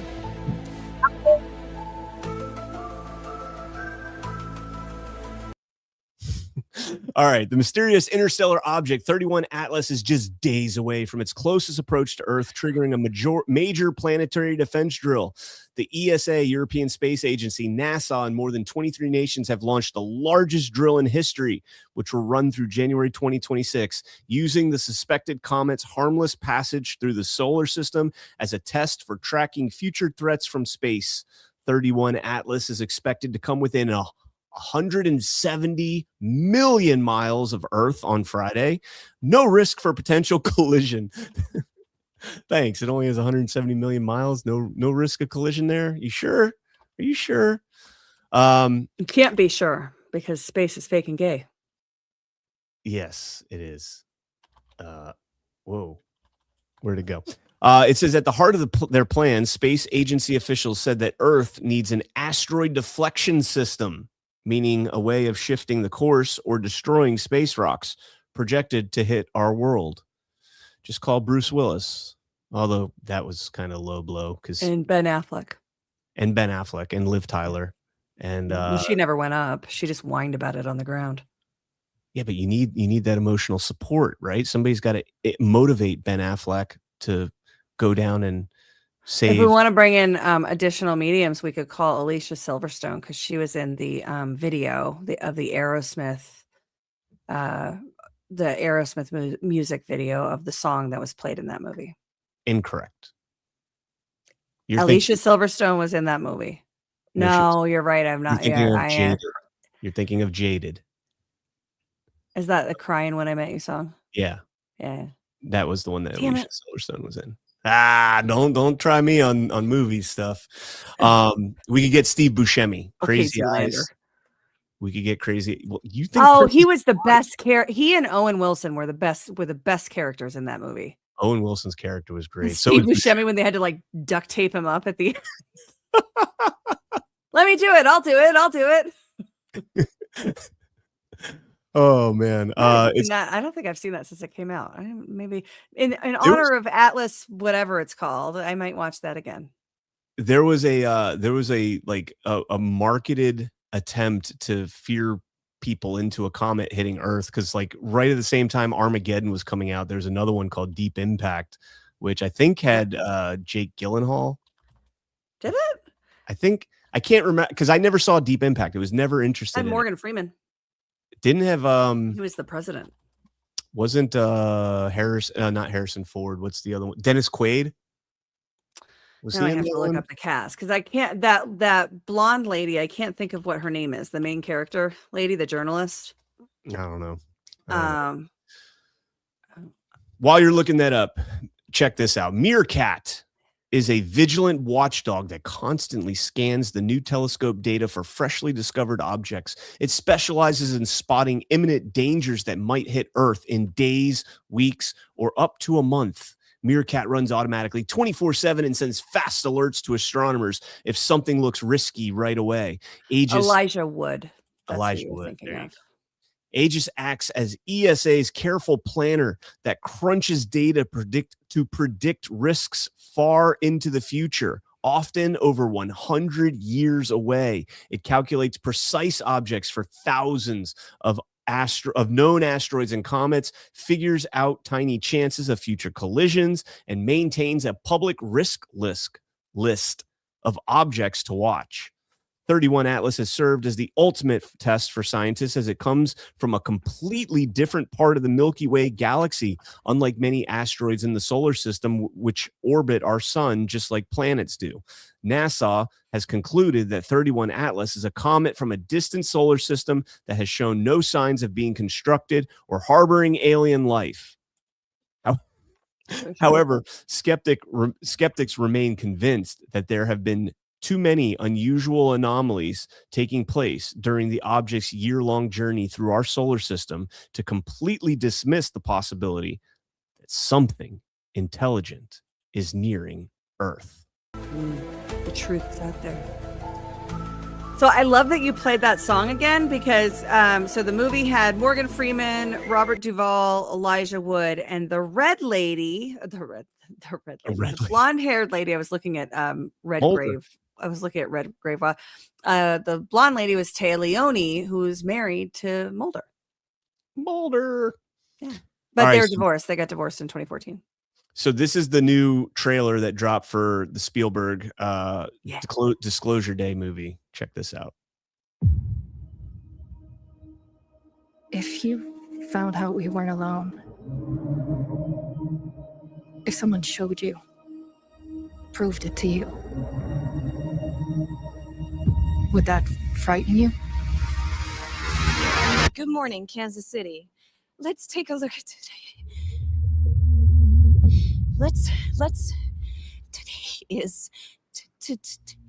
Today's.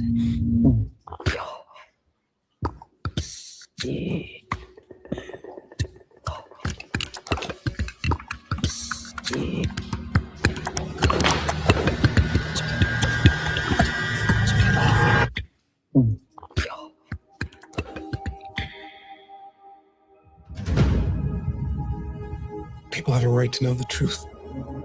It belongs to 7 billion people. What is it? You wouldn't believe me if I told you. So I'm going to show you. What are you gonna do? Full disclosure to the whole world. All at once.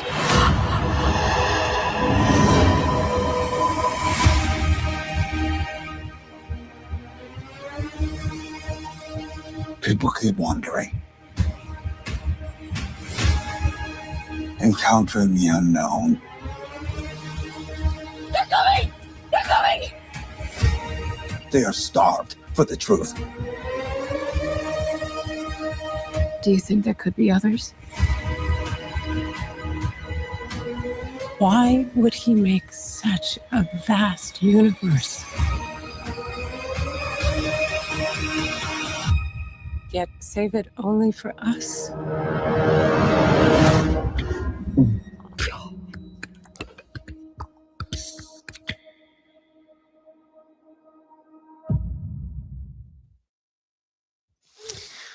Well, now. Spoiler alert, it's demons and classified technology. The movie isn't even out yet, and you're already spoiling it. Yeah. God, you suck. I think it's aliens are already living among us. Oh, yeah. I think that's what the disclosure is going to be.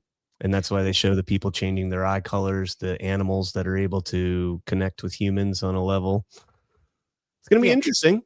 Well, yeah, no, I completely agree with you. And also, aliens are demons and classified technology. Yeah, we're all in a simulation theory. Just unplug.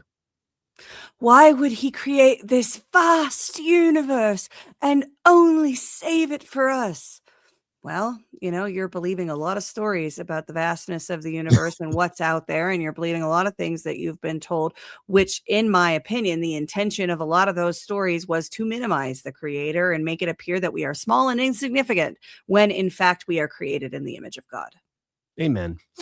I wonder if that comes out while we're at Deadwood. If we should hold off and we should all go see that. Oh, that'd be fun. Yeah, it'd be we'll have a Badlands movie night.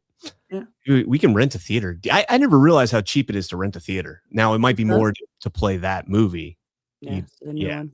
Yeah, to play a new movie, it'd be more expensive. But all right, let's jump into Rumble Rants here. Aussie Mix 73. Kind of ironic. You may lose power over too much wind.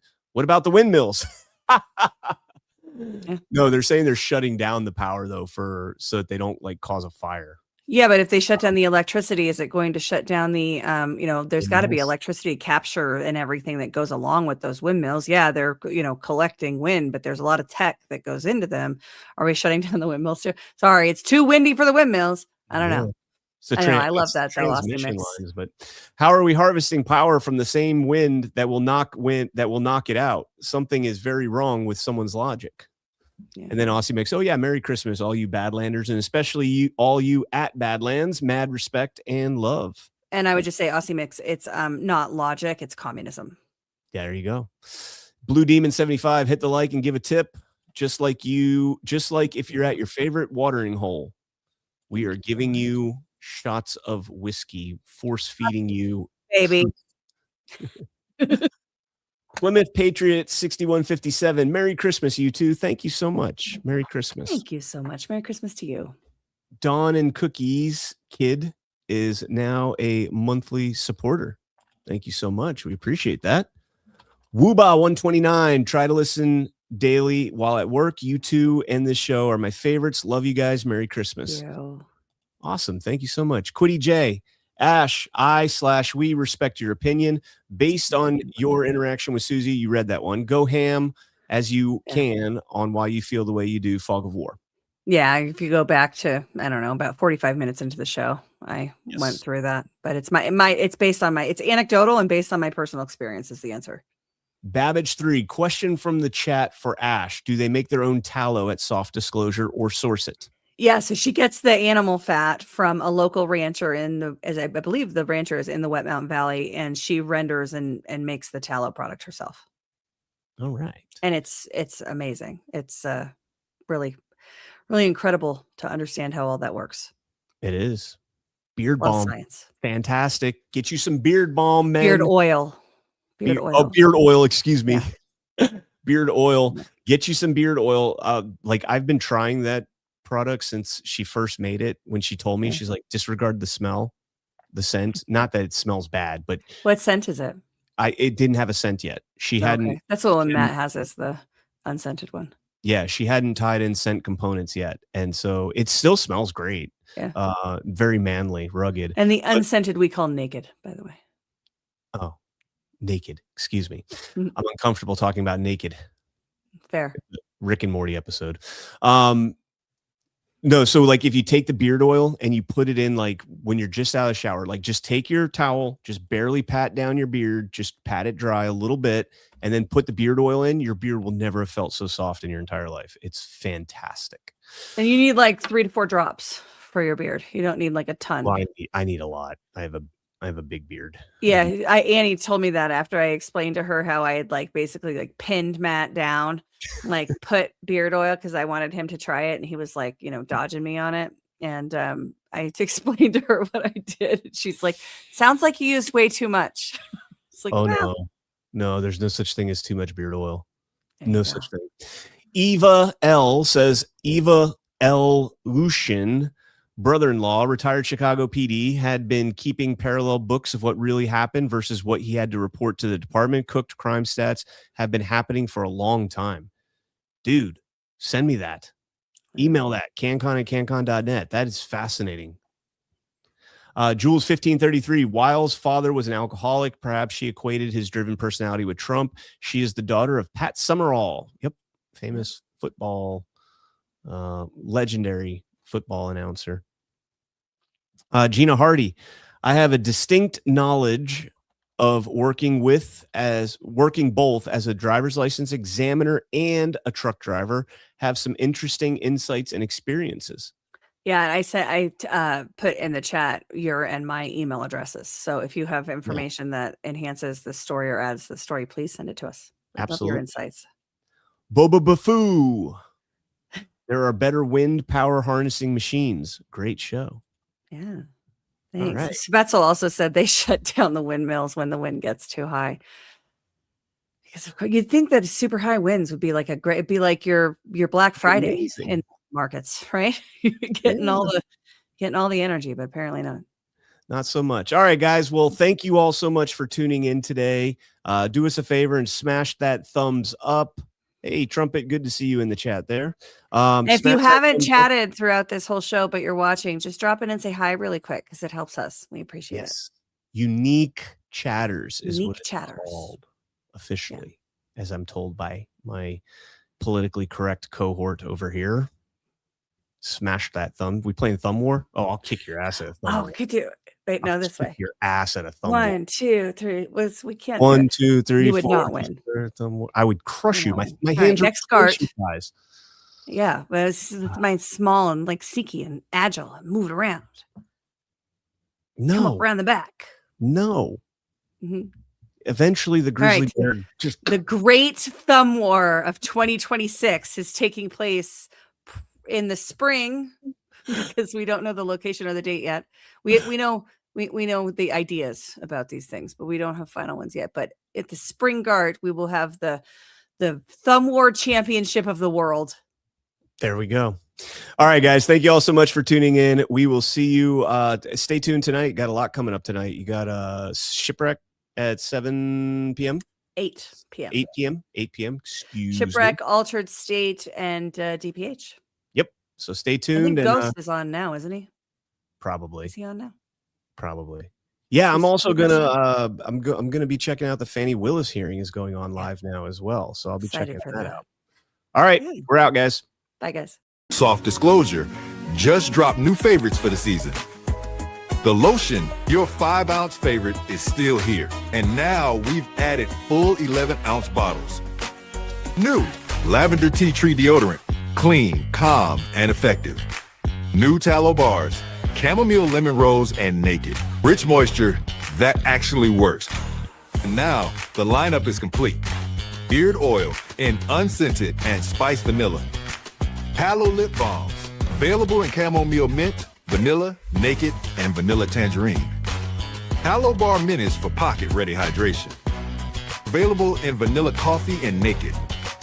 And finally, lavender vanilla lotion. Clean, calm, and made to work. Visit softdisclosure.com. Use code Badlands and get 15% off. Soft Disclosure, for truth you can gift.